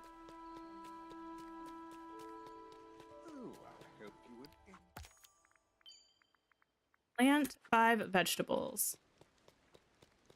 I mean, the thing is, I didn't even have to think of a song better than Life is a Highway. I just know that saying Life is a Highway is the best Disney film song feels like there are too many other songs. But yeah, Phil Collins really did his big one with the Tarzan soundtrack.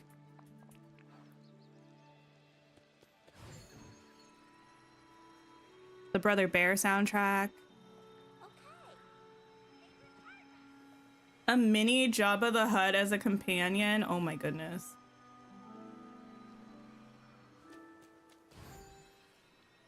Not mentally prepared to digest Darth Vader having brunch with Olaf. I feel like the one I always think about is Minnie. I feel like Darth Vader and Minnie chatting would be really funny.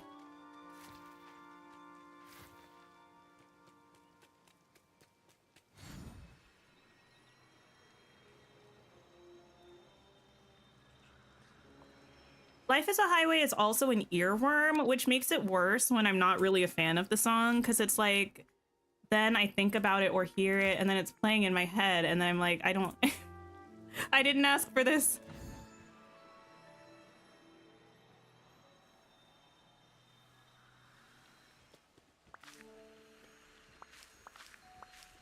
I don't really have any opinions about Bolt. I have no desire for Bolt, but I have no hatred for Bolt. Bolt is one of those movies that we used to watch in the car, like when we were, I don't know, driving somewhere. I don't think I've ever watched Bolt outside of the car.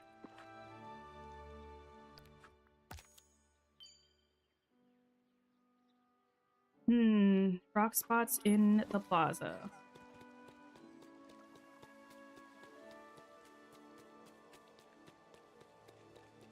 Wait until Troy Bolton. We can talk about that again. Listen, I'm Team High School Musical coming to Disney Dreamlight Valley. The two Disney Channel entities that I want in Dreamlight Valley, High School Musical and Descendants.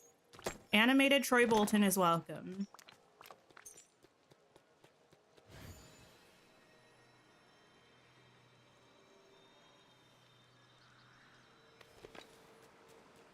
So no Cheetah Girls. I would accept the Cheetah Girls. I just don't like have a strong desire for the Cheetah Girls. I think it's like desire and plausibility to me.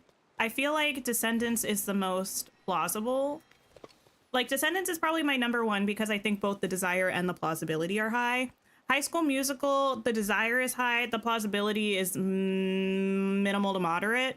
Cheetah Girls, I feel like the desire is there. The plausibility is pretty much zero.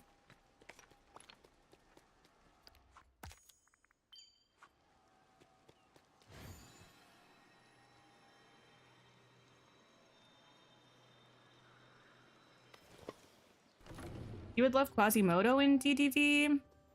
My one, like, absolute no, like, to be fair, a lot of the time, even when I'm talking about, like, Mater and whatever, if Mater was added, whatever. I don't care. I don't want Mater in the Valley, but it's, like, not that big of a deal. My one, like, deal breaker, I think, is Frollo. I don't think there's a world in which Frollo would be added to Dreamlight Valley, but if that world did exist, I don't think I would stop playing, but I would consider it for a minute.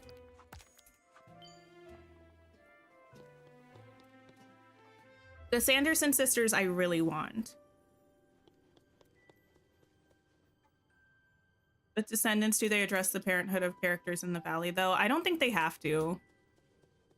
I think they can just, like, not really have interactions with them. Like, I don't think they have to bring it up. Scuba Steve, hello, hello.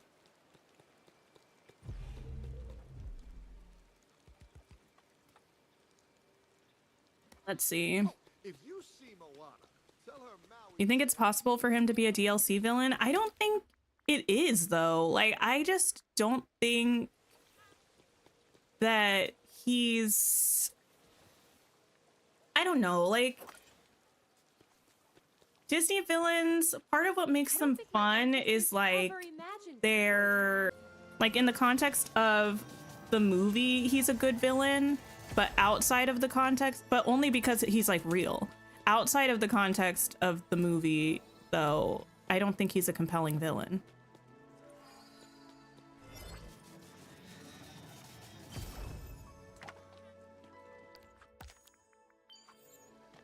Hi, Nerdy Gamer. Hello.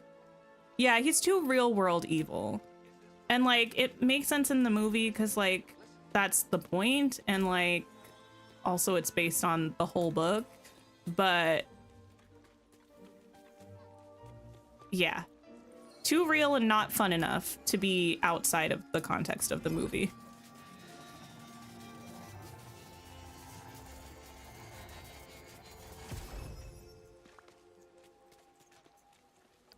I need, oh, to pick some mushrooms. I can do that. Oh, thank you for that. You can also go. Sometimes I feel bad asking villagers to hang out with me because even though I know it's a game, I'm like, they are just living their life. They have stuff to do. Quasimodo and Esmeralda, though, I would accept that.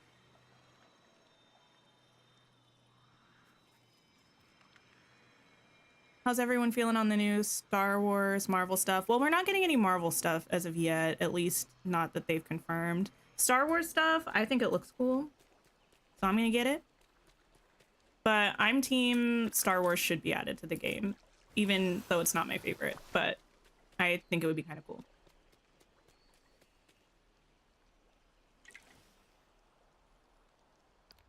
Oh, so close and so far away.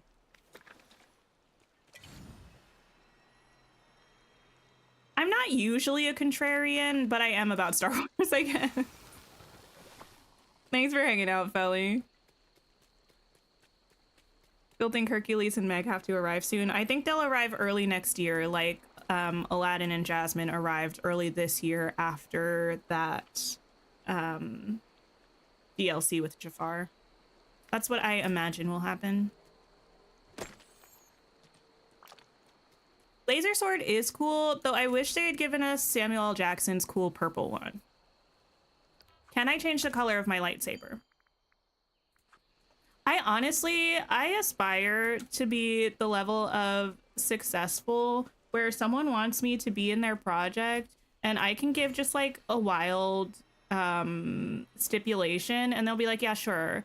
Because allegedly they wanted Samuel L. Jackson in Star Wars and he said, I will if I can have a purple lightsaber. And that's so cool. Like, I think that's the only reason his is purple. Or so the urban legends say. Change outfit. I don't want to change my outfit. I can put on some socks. Howdy. You haven't watched Hocus Pocus ever? Please do yourself a favor. It's really good.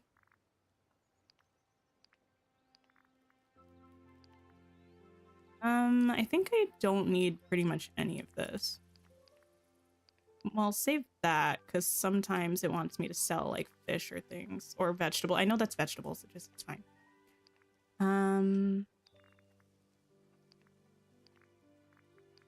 There we go. You don't know anything about Star Wars. You don't know if you should watch them. I feel like you should watch them. They're kind of a big deal. And they're pretty good. I mean, the original trilogy is definitely a product of its time in terms of the pacing of the movie. So if you're not really a fan of older films, you might not love it. But it is good. I feel like Star Wars is also a huge influence in a lot of modern day storytelling tropes and arcs and things like that.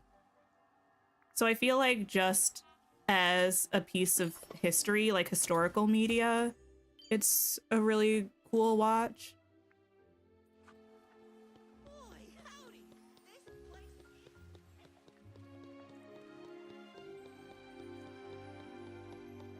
I wonder if the Sanderson sisters would be one single character or something like that.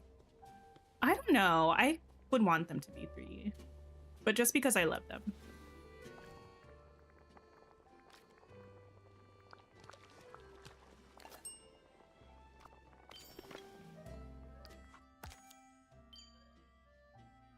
You're loving the new Dream Style Mini is getting. I like the new Dream Style. I still think we need to spread the wealth though. I actually haven't talked about this since the developer update dropped. We have too many Dream Styles for the Mickey and Friends characters. I know they're like the main crew. However, we have too many Dream Styles. Give some other people Dream Styles. That's what I would like to request.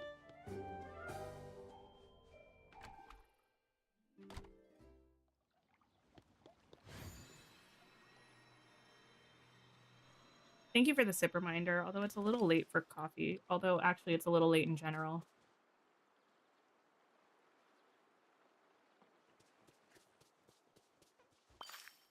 Mickey and crew have more source material. Well, yes, but there are other outfits that exist for characters that we have. Like, outfits that we haven't seen yet. Even, like, source material.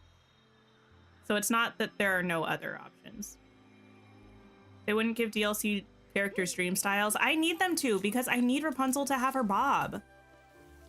Also, Rapunzel has some absolutely legendary outfits in the series, and I want some of those. I feel like I really hope they don't. Like, at some point, I feel like we need a section of the premium shop that's DLC content because, I mean, it would really only be Dream Styles or potential, yeah, it would really only be Dream Styles for the characters, but they could have it either super easily noticeable on the like icon for the bundle, or it could be a new tab. But we are getting some really, really legendary characters in DLCs, so to never have dream styles for them would be a tragedy. Like, we're getting Aurora this summer. Sleeping Beauty, famously a Disney princess, one of the like core Disney princesses. We got Rapunzel, she's a fan favorite.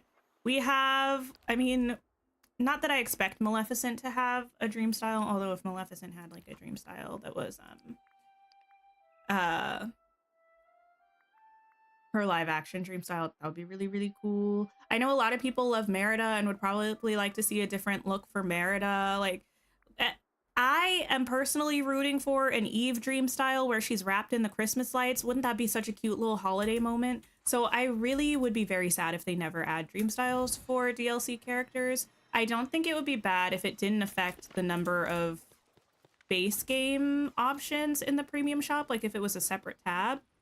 And as long as it made it so that you can't purchase it unless you have the DLC, so people don't like accidentally buy it and they can't use it, I don't see any harm in that. You know, like, I don't see it hurting people who don't have the DLC, and I only see it potentially benefiting people that do have the DLC. So that's my personal opinion on it. I'm a bit biased, but I guess every opinion is biased, so that makes sense. Give Belle and Tiana their yellow and green gowns. I do want those too. Can't wait for the Aurora dress saga. Oh, we were talking about this last stream though.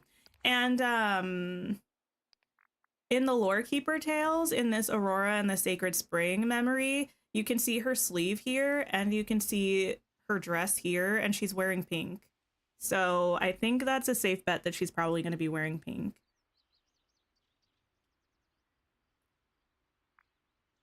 When were we talking about this? Maybe our last Dreamlight Valley stream. But I'm going to be wrapping up. So I'm going to see, oh yeah, if anybody else is playing. Since we got a couple raids, it was absolutely wonderful. Thank you again so much to Kira's Valley and to Let's Play K for the raids. I appreciate you both so much. Anyone who came over with those raids, I appreciate you. Go check out those creators if you don't know them already. Let me see if anybody else is playing. I'm going to be back. I'm going to post a poll to the community tab at some point this evening, probably, about what day we want to watch Alice in Wonderland before the update. We're going to go see Opal doing some update prep, so come stop by and see Opal. So I'll see you all sometime this weekend, probably, for Alice in Wonderland. And then I'll be back on Sunday for our last pre-update Dreamlight Valley stream. I hope you all have a wonderful rest of your day or night and take care of yourselves, and I'll see y'all soon. Goodbye, everybody.